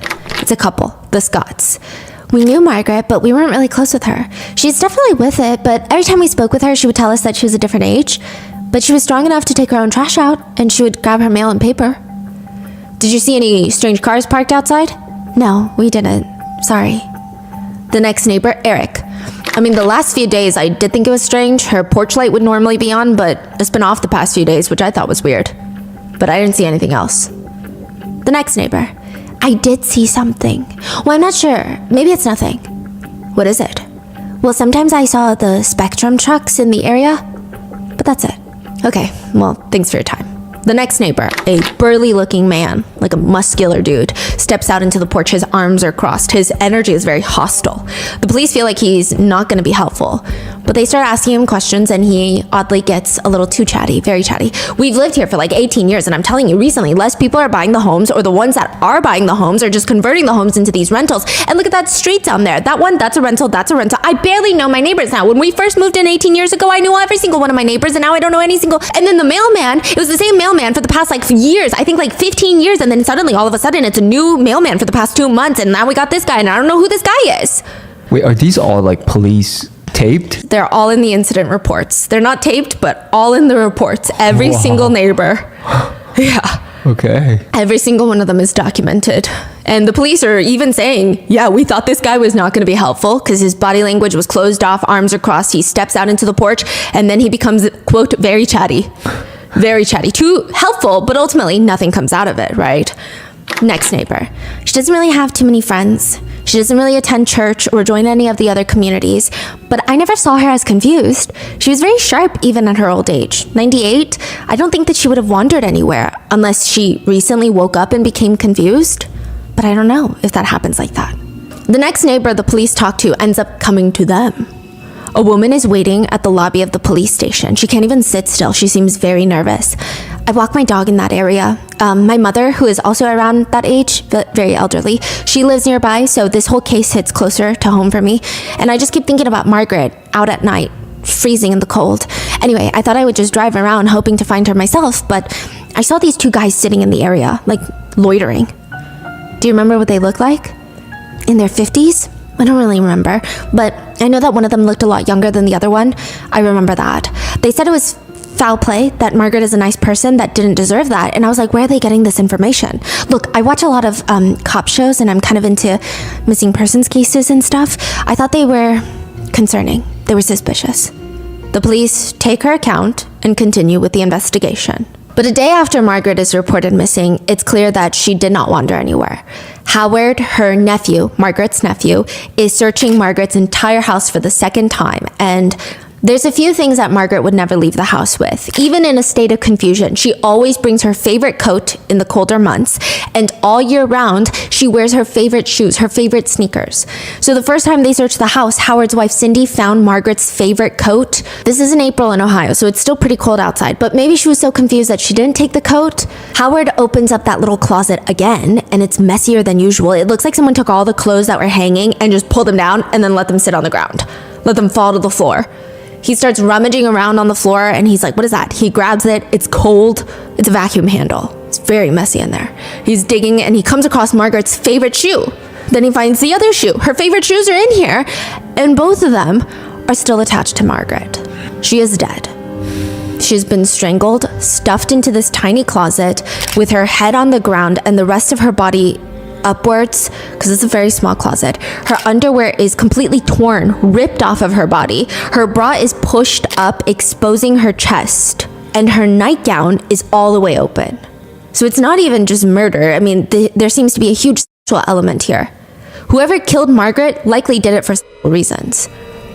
The oddest piece of this evidence that they gather once they find Margaret's body is the main clue. A jar of blackberry jam that's left in the living room. And it looks used, but not for intended purposes, not for toast. The blackberry jam will have been used to commit acts of necrophilia.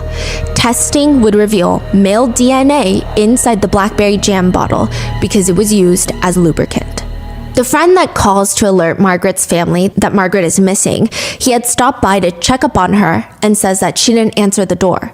This guy's name is David. David had grown up near Margaret with Margaret and her late husband, and he actually morphed into a friend and a caretaker than just a fellow resident. Recently, he moved away, and now that Margaret is found murdered, he's not answering the police's phone calls. They can't get in contact with David, which is alarming because maybe he did something to her. So as authorities are going in and out of the house to look for any signs of foul play, they just keep seeing this guy lurking around, hands in his pockets watching them. I'm sorry, can we help you? Well, I used to live in this neighborhood and I just wanted to see what was going on. I guess also I'm concerned. I used to know Margaret and, I would visit a lot and sometimes help her around the house, and I bet all my fingerprints are all over in that house. I'm sorry, what was your name again? David?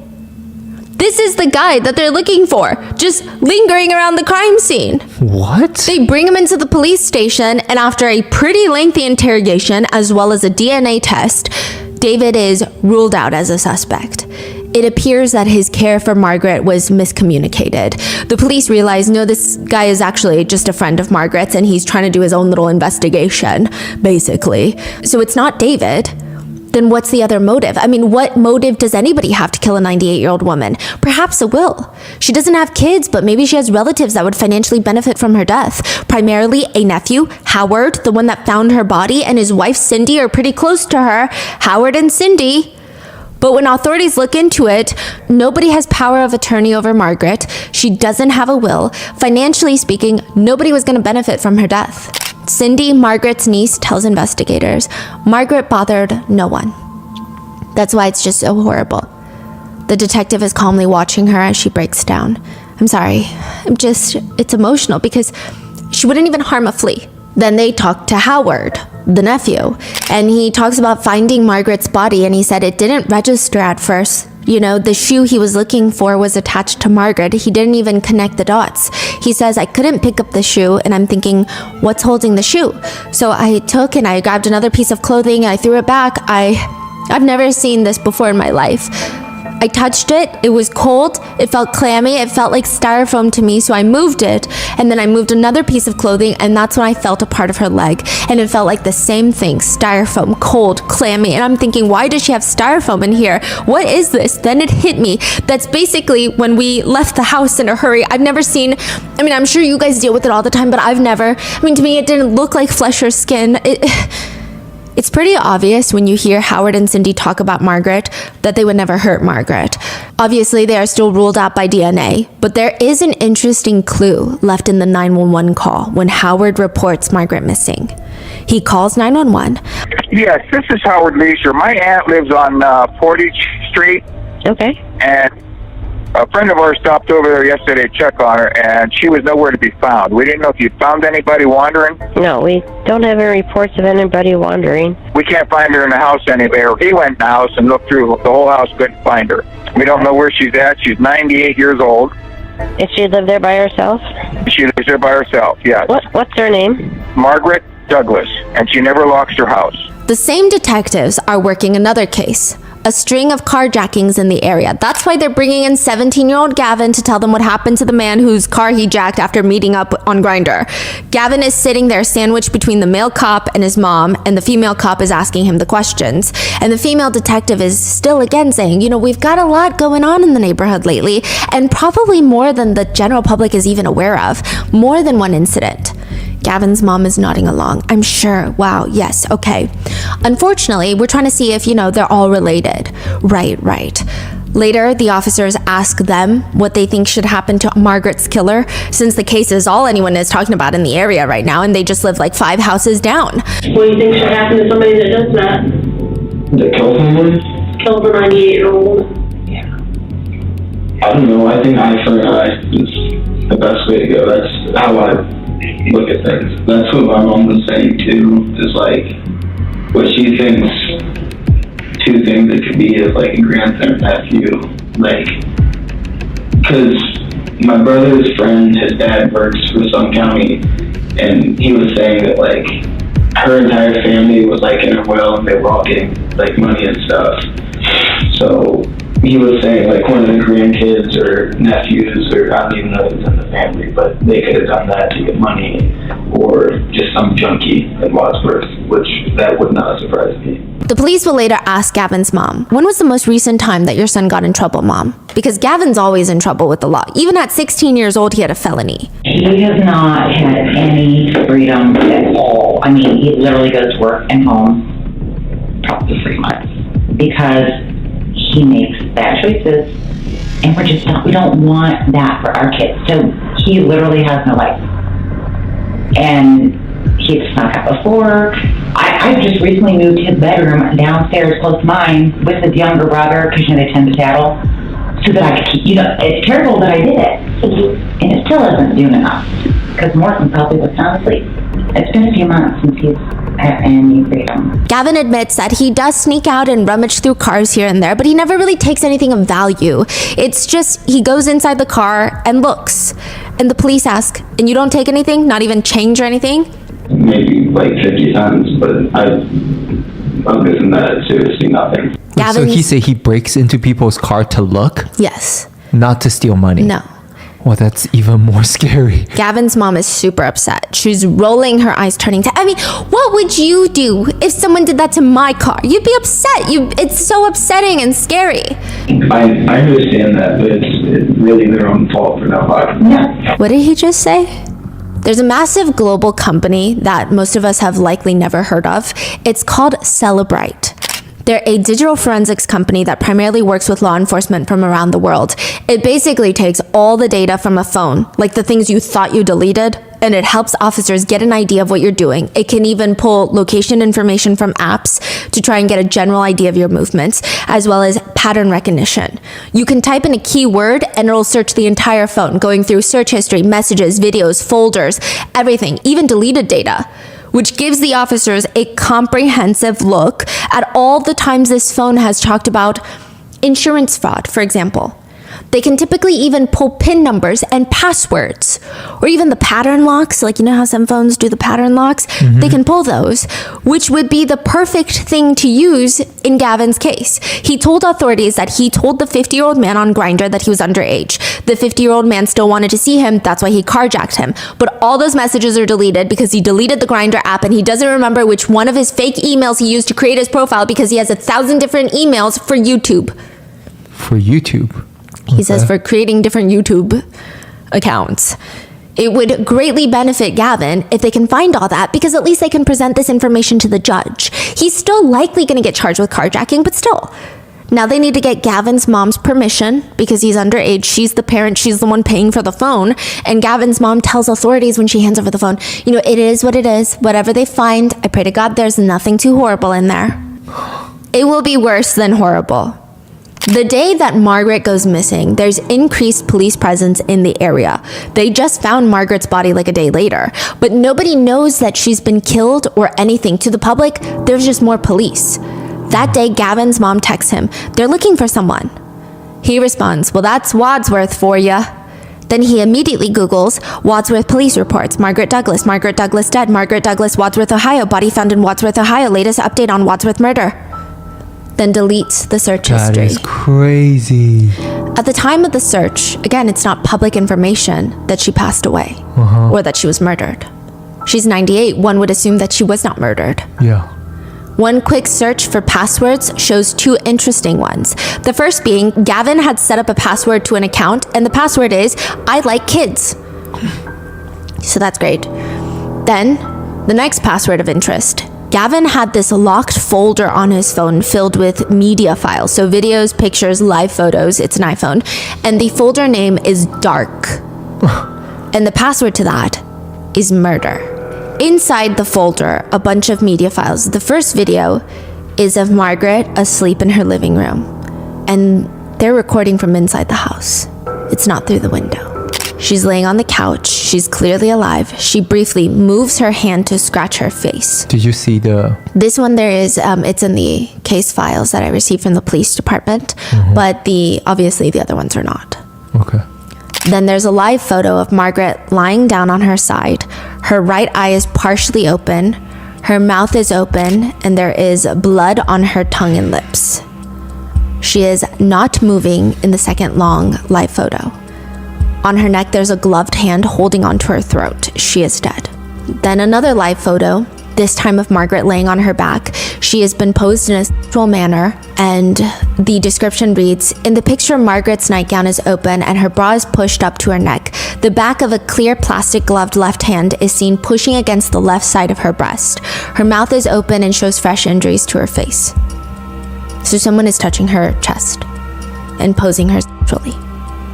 The next photo appears to focus on her right breast. Then the next video is about 16 seconds long, and it shows Gavin using Margaret's deceased hand with purple blackberry jam on there to pleasure his private parts. So he's taking Margaret's hand, covering it in jelly, and then using it on his private area. And near the end of the 16-second video, he inserts a digit into Margaret's body parts. A finger. Then another photo, this time Margaret's position so that the focus of the photo is on her lower private parts. Then another, a plastic gloved hand is holding onto her bottom. After killing Margaret, Gavin stayed in her house from 2:09 a.m. to 4:10 a.m. to perform these necrophilic acts. He does not fully essay her corpse, but this would still be considered necrophilia. In most of the files in the folder, Margaret is either nude or partially nude, and you can see the gloves that Gavin is wearing that night. There is no video of him actually killing Margaret because it's likely he had to use both hands to strangle her. Medical evidence indicates that it would have taken her several minutes to die. He killed someone that is 81 years older than him, a 98-year-old woman. She made it through 98 years, and it's the teenager down the street to, engage in necrophilic acts and document the whole thing? Why? The police rush to arrest Gavin in his house, and the officer asks him, "Did you know I'd be coming to see you after we got your phone?" I figured, as soon as I heard the knock on the door, if my boots were tied, I think I would have ran. Once they bring him into the same interrogation room, this time he's much more distraught. So his first interrogation was like a week before. And now he's brought back in because they go through his phone and it's all connected. Wait, so the first time interviewing, they didn't know what he did? No. But this time, they came for that. Now, where was the mother when the door was knocking? Like when they came for him? She was in the house. She knows it's pertaining to Margaret. She doesn't know what they found on his phone. And this interrogation, she's not in the room. She's in the lobby. Okay, so she has some suspicion. Some clue. But I don't think she understood it's going to be necrophilia, abuse of a corpse. Right. Maybe she is trying to justify like some sort of crazy thing in her head. Yeah. And he's in the interrogation room. He can't even sit still. He's crying. He goes from sitting on the chair to rocking back and forth to full on laying on the ground in a fetal position. The female detective comes up and puts her hand on his back to soothe him. It's an interrogation technique. I'm upset. That's what Gavin says. I know. Telling me about it isn't going to give you much relief. It doesn't change the fact that I ruined my life. Oh. He's on his back on the ground crying. We can't go back and change that, Gavin. I know. At this point, we just have to figure out what's going on with you, okay? And you didn't take anything from Margaret's house, right? Like I said before, it doesn't make a difference either way. I mean, what other crime could I commit that would really matter at this point? Which, side note, I do see people upset that the female detective is showing him so much quote-unquote grace, but I think in this case, she's just doing her job. She's getting a confession regardless of the evidence. The confession is more likely to get a just verdict from the jury. To hear someone, especially a minor, say what they did, how they did it, and why they did it, that's almost always going to help the victim's case. That's what the officer is trying to do here. During the interrogation, the audio is quite difficult to hear, and it's not particularly insightful. The only time Gavin gets emotional is, again, when he realizes what kind of trouble he's going to be in. He tells authorities that he's never been inside Margaret's house except when he went to kill her. He thought he was going out that night to go through some unlocked cars, but instead, he saw Margaret sleeping through her home window. He tries her back door, it was unlocked. He says if it was locked, he wouldn't have gone in. He walks in, records her sleeping, but as he was getting closer, he tripped on the chair and she woke up screaming. He claims he didn't know what to do, but he saw Margaret reach for her phone, so he strangled her. And she knows him. She knows that's the kid 5 houses down. He killed her. And then he proceeded to stay for the next few hours committing acts of necrophilia. You see how none of that adds up? He says it's a crime of passion, but suddenly an opportunity to engage in some of the most depraved acts on the planet. They ask, have you talked to Margaret before? I mean, I think we discussed this a couple of times, but just this one time when I was 13 or 14, I was going to shovel driveways and stuff, you know, when I was actually doing something good with my life. So when she died, was she on the couch or on the floor? Floor. Were you on top of her then? Kind of. Like straddling her? Yeah. And did you use one hand or both? Both. Did you squeeze it or push her against the floor or both? Both. And you said you don't remember if she was bleeding at that point? The only reason I can think of bleeding is when I put my hand over her mouth.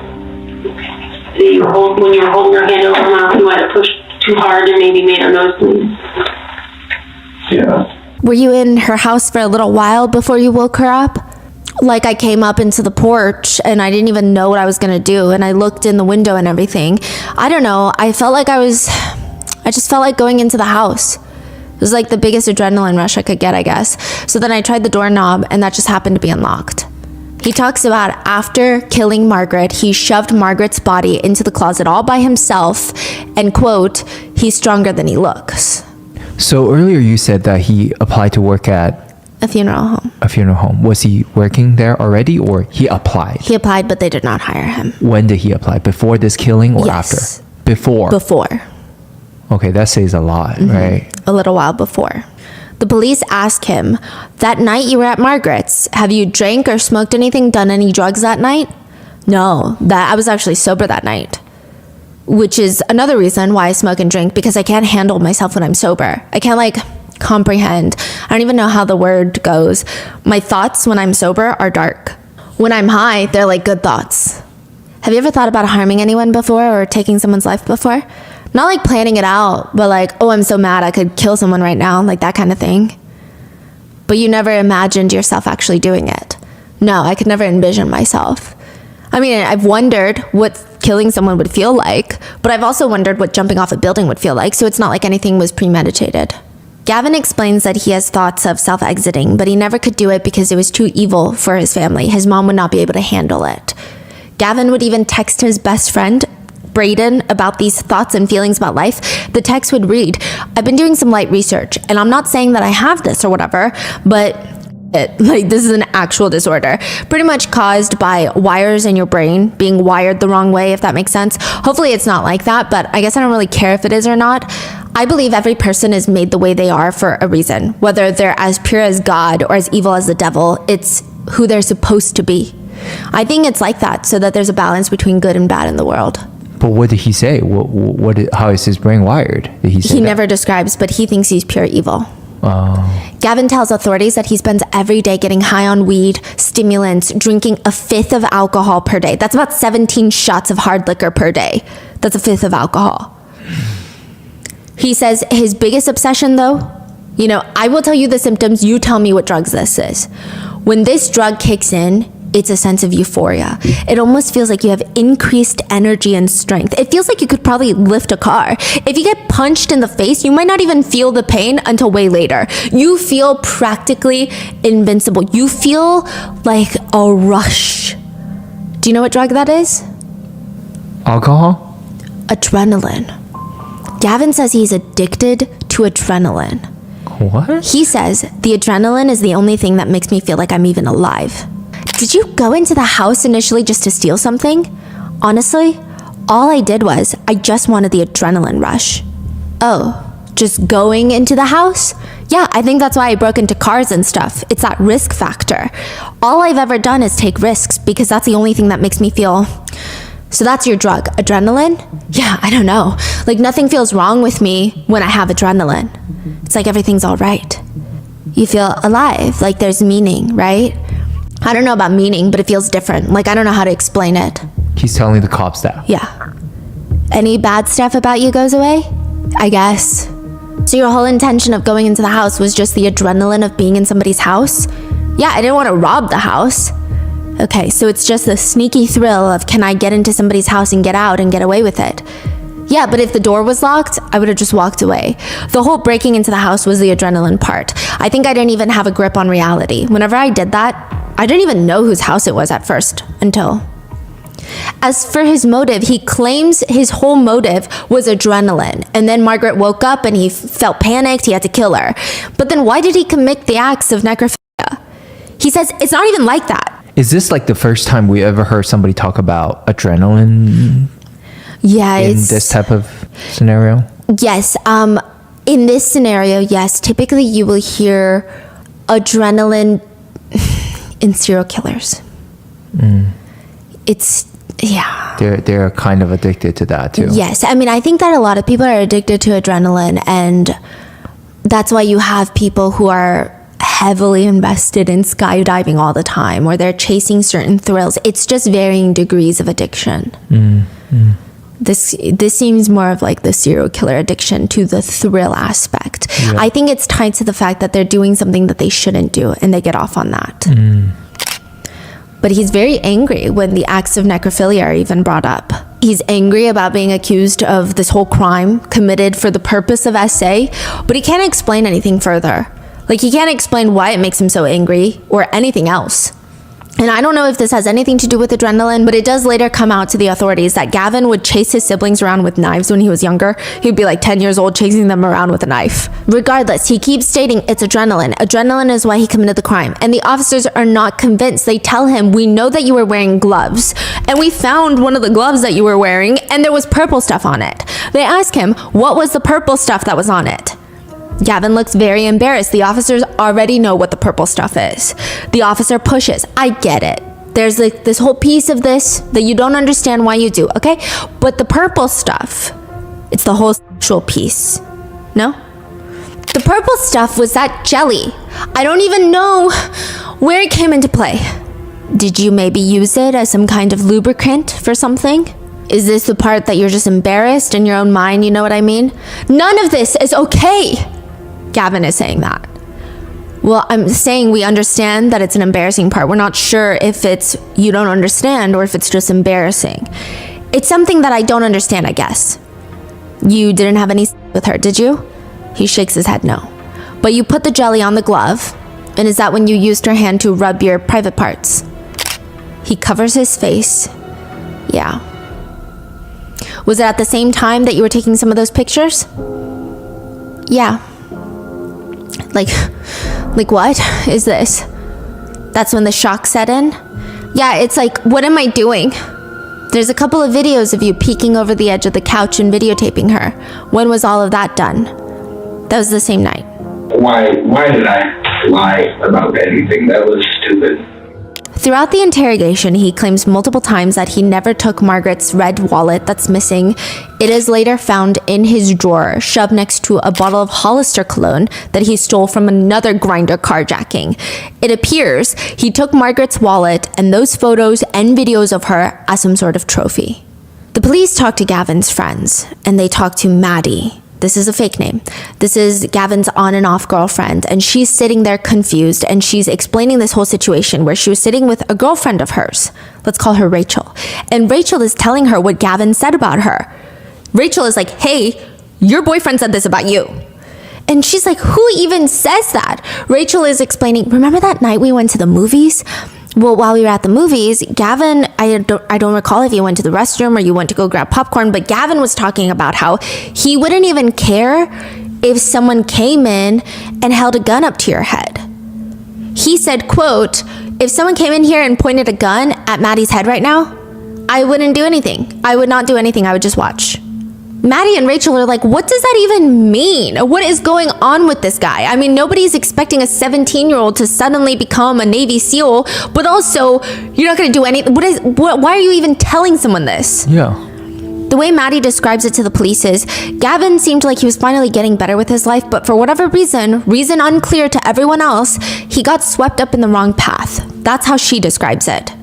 She would go at 3 a.m. to check his Snapchat location on the phone, because you can share it with friends. He'd be out breaking curfew. He'd be in the middle of nowhere at 3 a.m. Gavin and Maddie had known each other since they were in the first grade, but recently started dating. And she just tells police there's just so much more to it. She says, quote, we're all in this group chat, and Gavin said once that he could kill someone and not feel anything, but he wasn't gonna kill someone because he knew that it was wrong. Maddie says that she was speechless, but she thought maybe it's a joke. She texts him back, you would never do that. He says, yeah, I know.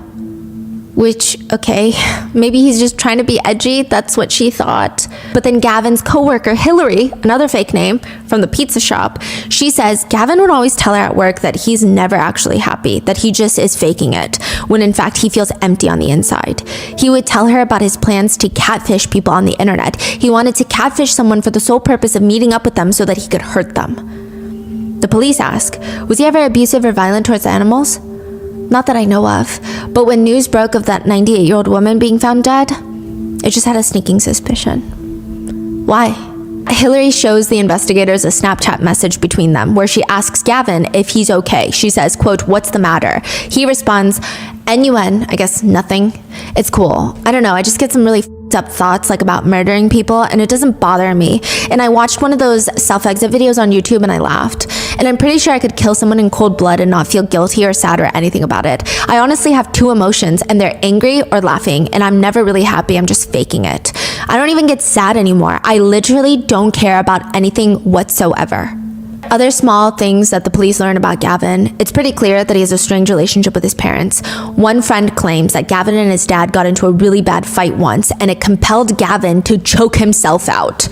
I don't know if he was trying to do it in spite of his dad, to scare him, to make him feel guilty, or if he was in distress, or both, but it's alarming. A few of the friends do remember Gavin posting a Snapchat, taking a picture out of his bedroom window and showing all the cop cars out on the neighborhood streets. And some of them even messaged Gavin saying, whoa, that's crazy. Speaking of Snapchat, one of his friends says, quote, he always seemed happy at school, but then on Snapchat he would just seem so mad. During the search on Gavin's home, police come across a 70-page notebook, like the ones that they make you buy at the beginning of every school year. It's bright purple. They find it under his bed. The first few pages are research papers into two notorious serial killers, Donald Gaskins and Ted Bundy. The more notable being Ted Bundy, considering he too engaged in heavy acts of necrophilia. But then when you flip the pages, these serial killer biographies slowly morph into horror movie skit ideas, none of which are good. One page reads, skit ideas, horror at the factory, introduction, Braden, his best friend, is playing at the park and I am a murderer and I'm plotting on how to kill him. Then he notices me watching him from a distance. So he stops playing, looks at me, then I start walking towards him so he runs into the woods. The end. Finale, critical acclaim, and Oscar. I don't know what he's thinking. The next page reads, skit ideas. It looks like a page from a brainstorming session. Serial killer taking person into the woods. Interactive horror story. Hunted for $1,000. Horror at the factory. Scene setting, different outcomes and scenarios. A series. I will say there does seem to be some sort of fascination into his best friend Braden. He writes 3 potential mini-sode series, which I do not believe will be picked up by any network anytime soon. Episode 1 is written. Braden comes back from college, travel, running away, etc. We decide to go on a hike and catch up and bond at the old spot we went to as kids, Silver Creek. As we're walking, we get into a heated conversation about Braden leaving and going away, which leaves me at home with a shitty home life and abusive drunk dad. And as we're yelling at each other, I lose my footing and realistically fall down the cliff. Episode 2 opens back up on the cliffhanger. Literally, it reads, Braden frantically rushes down the cliff to come help me and show me that he will always be my big brother and that he will always be there for me and never leave me. Once he reaches the bottom, we have a heart-to-heart talk and then he starts to help me up. In episode 3, as they're making their way back up the hill, Braden falls and gets more serious injuries than Gavin, so they're both injured and both their phones are broken. That's it. It's not the most riveting stuff. But the journal becomes more pertinent to investigators when those skit ideas start morphing into a diary. Gavin is journaling. This has been shortened, but his first journal entry reads, this writing thing is new to me, so I'm going to give this my best shot. I hate being at home. I hate being downstairs with my family because a lot of the time I feel like I don't really belong here. If I'm at home, I prefer to just be alone in my room. I feel like I don't belong anywhere. I can contain my thoughts and urges most days, but sometimes I just want to go off on someone and beat them until they're not breathing anymore. It's not even for attention or anything. I honestly want to take someone's life. I want to know what that would feel like. What it would feel like to stand over some dead body. I don't feel empathy or sympathy for anybody. Like, I just don't give a shit and I want to know why. Like, I wouldn't feel bad if I killed someone, but I don't want to sit in prison. Like, that would suck. I really need to stop drinking, but it drowns out the pain, so I probably won't stop. His next journal entry reads, all right, so I'm back and man, do I have some to say. Today I'm listening to I'm Sorry by Joyner Lucas, which, side note, is a really painful song about self-exit and how it affects family members after a loved one is gone. Viewer discretion is advised. It was very emotionally rough, but insightful, but just be careful going into it. Very beautifully done though. Anyway, Gavin writes, it really makes me get in my feels. After I listened to that, I went and hit the punching bag and really needed to let it out. A lot of built up rage and anger. I up my hands, but I knocked the bag completely off the chain it was hanging from, and it felt good to have that kind of power. I think if counseling doesn't help me, I'm honestly just gonna kill someone. Like, I'm not just saying that. I'll probably take a girl out into the woods, R-word her, and kill her. I wouldn't even feel bad about it, but I know it's wrong. I think I'm a depressed sociopath, to be honest. I don't care about 99% of things. The only things I truly care about are my friends and my close family. While Gavin is confessing to murder, both of his parents, mom and dad, are sitting outside in the lobby of the police station. The authorities inform them that they have some news and updates to share, but they need to conduct another search on the house, and it would be best if nobody was home. Gavin's mom calls her other kids. Hey, honey, listen, this is going to be a weird request, but I need you to take your brothers and take them out of the house right now. Why? I'll explain later. Maybe go to Uncle David's and just hang there, and we will call you when you can come home. Is everything all right, Mom? No, everything is not all right, but don't tell your brothers right now. After they get out of the house, the two parents are waiting for the police to finally tell them what's going on, and the female officer tells him. The mobile phone contained images of Margaret before and after her death, as well as videos of your son with her. Both of them have a physical reaction. It's not an extreme reaction, at least not visibly, but they seem shaken. Gavin's mom is the first to talk. engaging in sex with her. Was she still alive when he was doing that? No, I don't believe. Oh my God. Both of them cover their mouths with their hands, and honestly, Gavin's dad seems to be hit the hardest. He's grabbing the wall, he looks lost, he doesn't even know what to do with himself, where his mom keeps going. This isn't happening, this isn't real. I want you to know that I spoke to the director of the juvenile detention facility. I explained the situation. I explained that Gavin is highly emotionally distraught. I asked him to put him on self-exit watch. Okay. I asked him to keep him under 24/7 observation. I know this is an emotionally devastating situation. Gavin's mom is nodding. It's unclear if she's just going into mom mode, trying to pay attention and think for her son, or if she's in shock, I don't know. But the dad is very distraught. He's sitting down, he's shaking, and a male cop says, "It's a horrible set of circumstances. You deserve to know that he will be tried as an adult." The dad starts crying eventually. At 98 years old, just living out her days. And here's my son.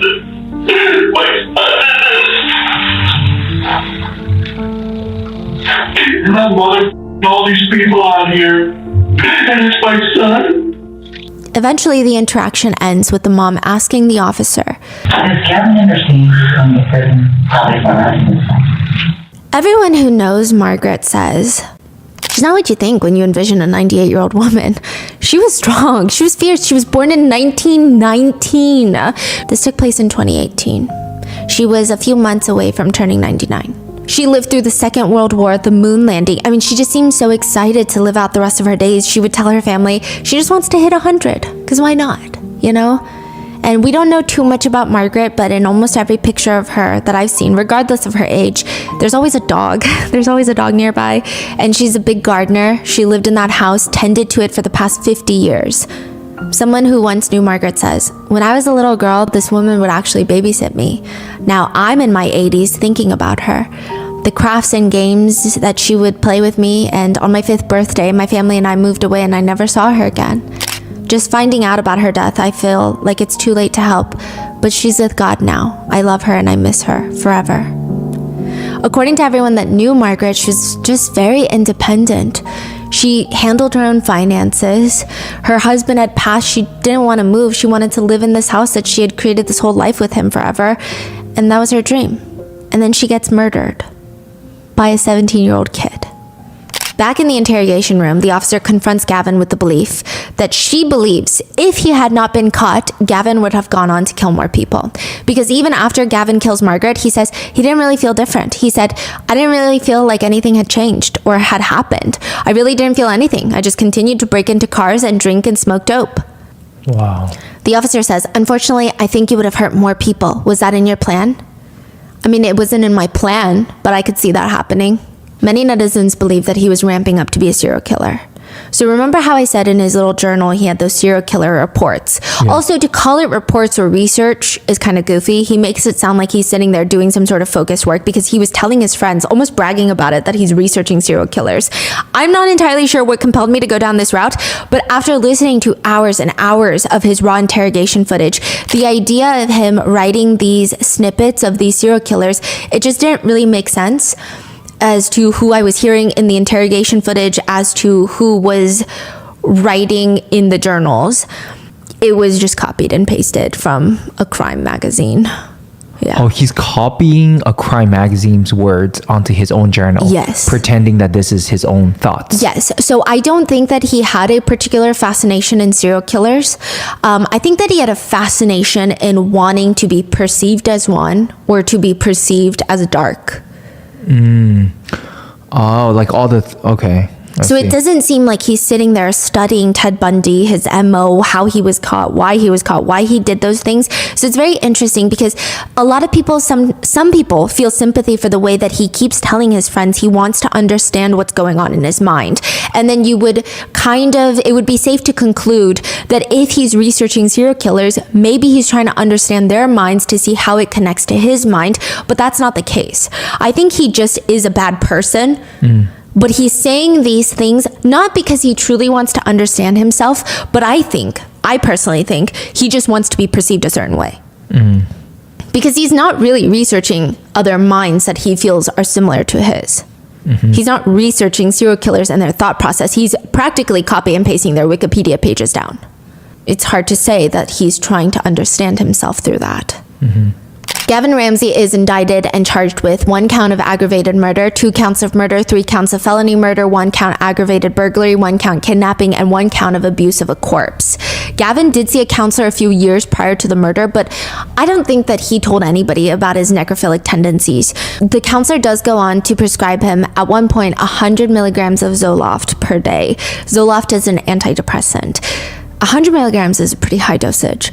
Now, I was inclined to assume that the counselor knew nothing, but according to his medical files, it's noted that January 2018, just 3 months before the murder, Gavin's pediatrician noted that Gavin was displaying psychological difficulties and having intrusive thoughts of violence.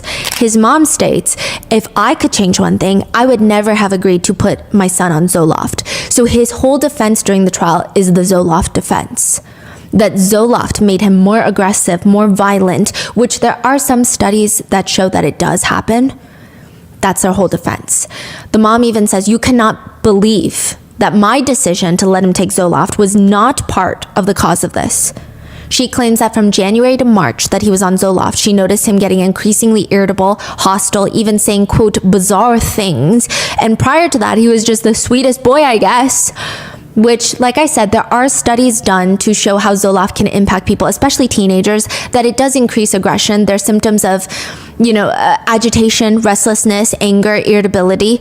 And she tells the judge, before this, Gavin was loyal to a fault. He's compassionate.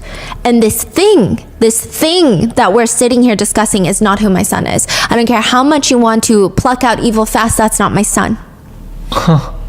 Side note, there is another odd moment with Gavin and his mom during the interrogation where he hasn't confessed to murder yet. I'm just giving you the dynamic of mother and son. He has not confessed to the murder of Margaret. He's only confessed to the carjacking. He's rocking back and forth, ranting and pointing at his mom, and he's saying, I'm costing them thousands of dollars, because he's always getting in legal trouble. Constant heartbreak. I honestly probably never made either of them proud. I don't do anything fucking good ever. And his mom just whips to him, and instead of being like, no son, you do make me proud, she just goes, stop cussing. Stop cussing. Okay. She does not deny it, just tells him to stop. It's a weird interaction. And now she's up on the stand saying he's compassionate, he's loyal to a fault. In addition to the Zoloft defense, if you will, his attorneys bring up his past.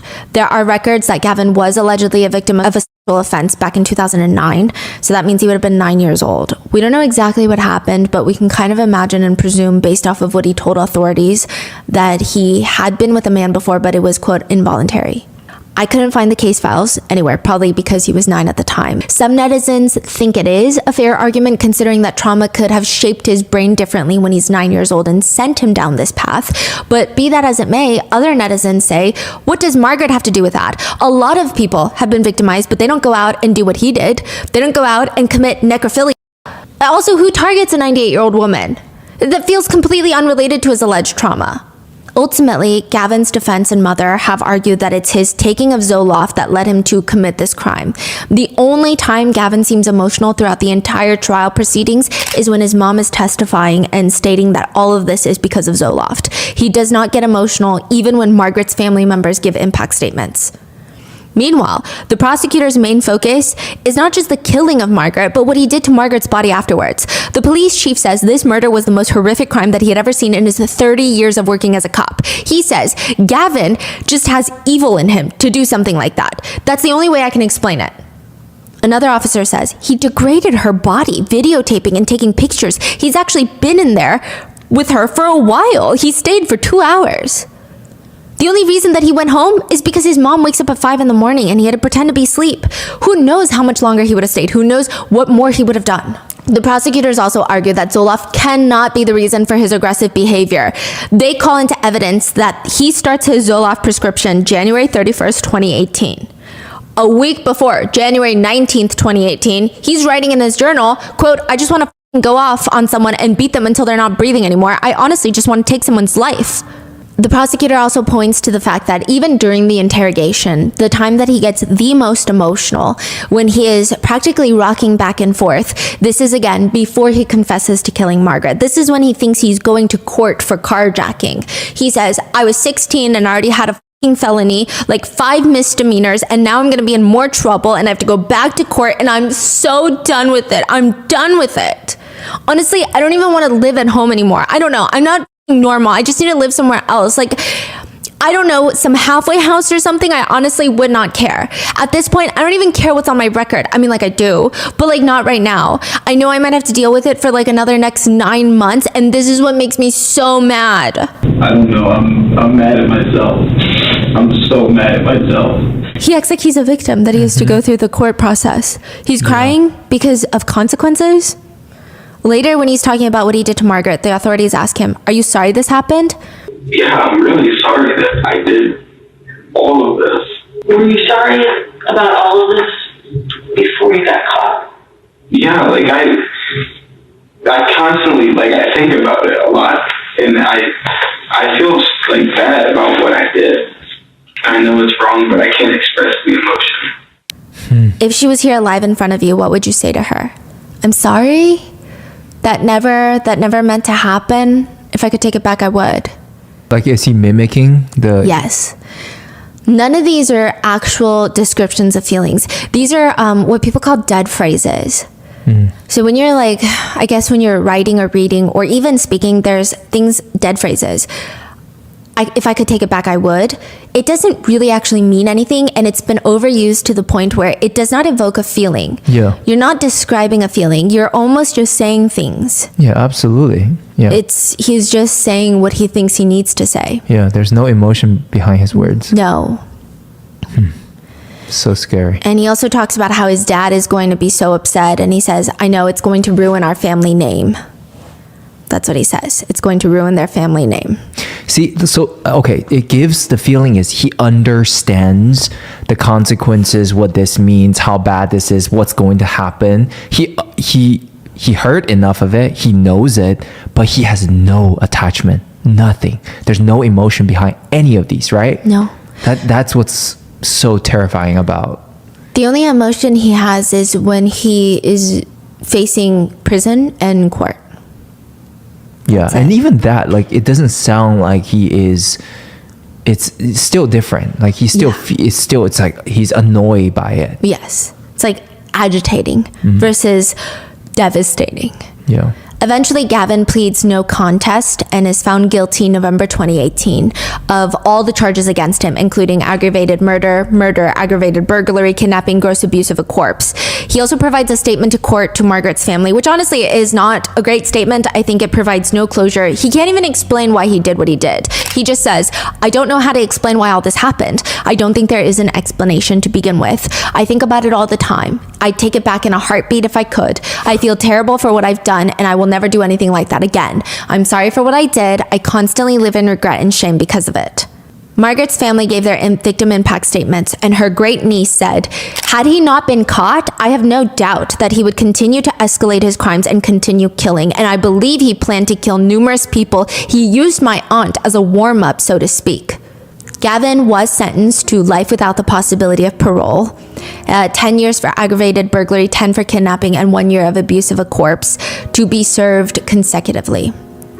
Which, side note, a lot of netizens hope for the death penalty, but he was 17, which means he cannot face capital punishment. He has appealed his sentence, which was denied, but it doesn't really matter because in Ohio, a new Senate bill passed. It's the new law, SB 256, and abolishes life imprisonment without parole for juvenile offenders, even if they're charged as adults. They have automatic chance at parole at 25 years. Keyword is chance. Now, side note, in 25 years, Gavin will only be 42 years old, so even without Gavin's case, the bill is pretty controversial, with one expert stating, the person you are at 16 is not the person you are at 50. The juvenile brain is not fully developed. They do things impulsively. While a prosecutor argues back that while maybe that's true for certain cases, maybe like drug-related offenses, but in these types of cases, like Gavin's, they say, quote, someone who has a propensity to become a serial killer and then gets out in 25 or 30 years, I don't agree with that at all. Now, Margaret's family member says when he was sentenced, it was like, okay, we took a criminal off the road, we took him out of society, and now we're looking at, here we go again. Now he may be back in society at some time, which I don't even think that they're opposed to rehabilitating teens. Margaret's family member just says, it puts all of these juvenile criminals into one box, whether they were being reckless and shooting a gun that accidentally killed someone, or if they're committing these devious plotting crimes like Gavin did. He will murder somebody and torment somebody and kill somebody again. One senator argues the bill was looking at many of those cases where people have changed and turned their lives around, became good model prisoners, and done everything right. They made a mistake when they were juveniles and were sentenced as adults. In no way does this new law guarantee release for offenders, only an opportunity for parole if they can show that they are truly rehabilitated. And while I get that, how do you really know? Sure, the judge presiding over the case said that Gavin is irreparably corrupt and unfit to re-enter society, but it won't be the same judge that determines if he gets probation. And what you see on the probation records is kind of a watered down version of the actual facts of the case. It's not going to be as in-depth. You're not going to get the emotions of the family members, the victim impact statements. You're not going to have as much of that involved. And of course, people like Gavin are really good at faking remorse. This is how he writes about himself. He has a profile on the website writeaprisoner.com. He's looking for pen pals.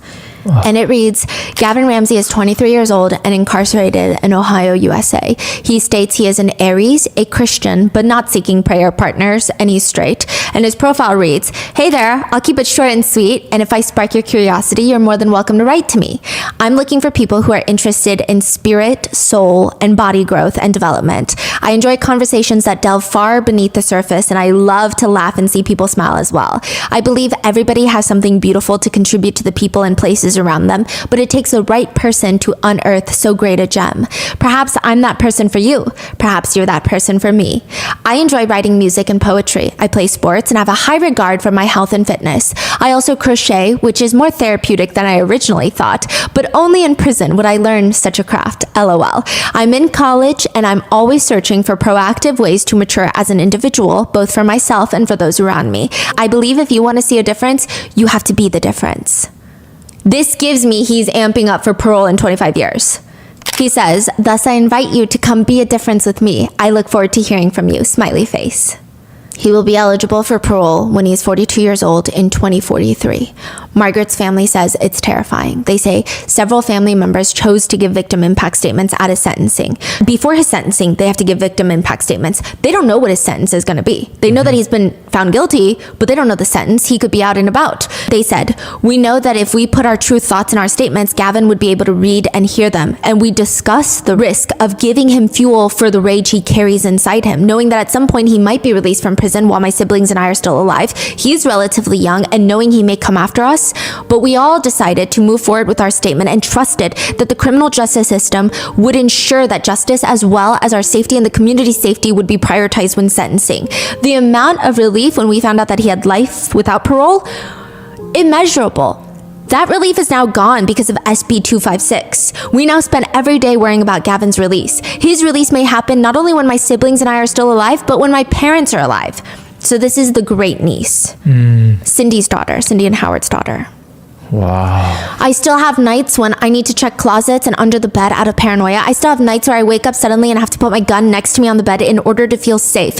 If he wasn't concerned about getting home prior to his parents waking, how much longer would he have stayed with Margaret? What else would he have done?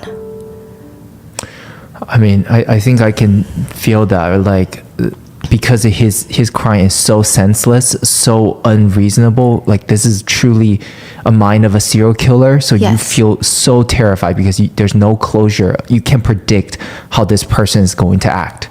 Because I think we as humans all run on a system of calculating other people's risk tolerance. It's, I don't believe this person will kill me because then they will forfeit this. They have this risk of what happens to them. But it truly seems he does not care for that. He actually likes the thrill of taking risks. Mm-hmm. So it's very unpredictable, I'm sure is the feeling, and so scary. Yeah.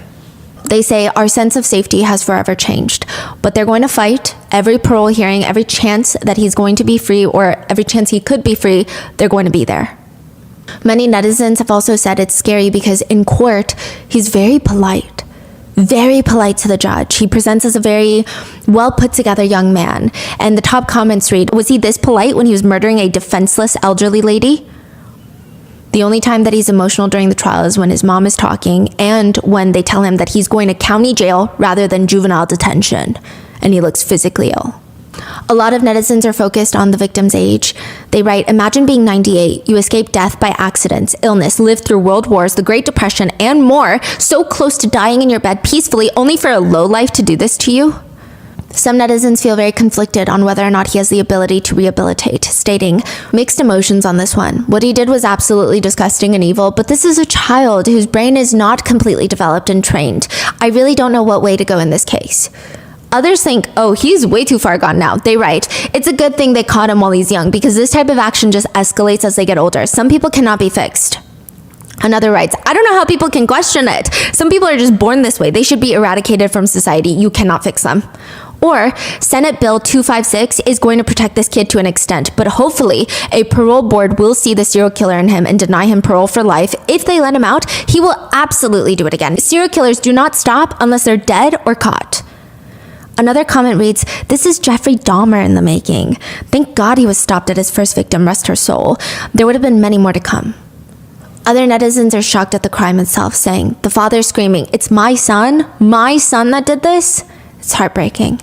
Others comment, his parents seem like alright people, but I just get the feeling that something is off with his mom. She's saying the right words, but I just felt something off about her. I don't know, I can't explain it. Which many netizens who watched her statement in court agree. They say, did she just call her son compassionate? Not sure what this woman knows what compassionate even means. Other moms agree, if that was my son, I would not be calling him compassionate. I would be taking him to prison myself. Or another one reads, that boy is like that because of his mom. You know, even when slapped in the face with how much of a monster her demon spawn is, she chooses to ignore and coddle him. She raised that. She should be ashamed. His mommy says he's compassionate. Yeah, well, so is the justice system who gave him life sentence with parole now. Another comment just points out, if a detective ever asks you, what do you think should happen to the person that did this? Just know that you are their suspect, LOL. And that is where we are with this case. What are your thoughts? Do you think that he can be rehabilitated? Can someone this far gone be rehabilitated or no? What are your thoughts? Let me know in the comments, and I will see you in the next one. Be safe.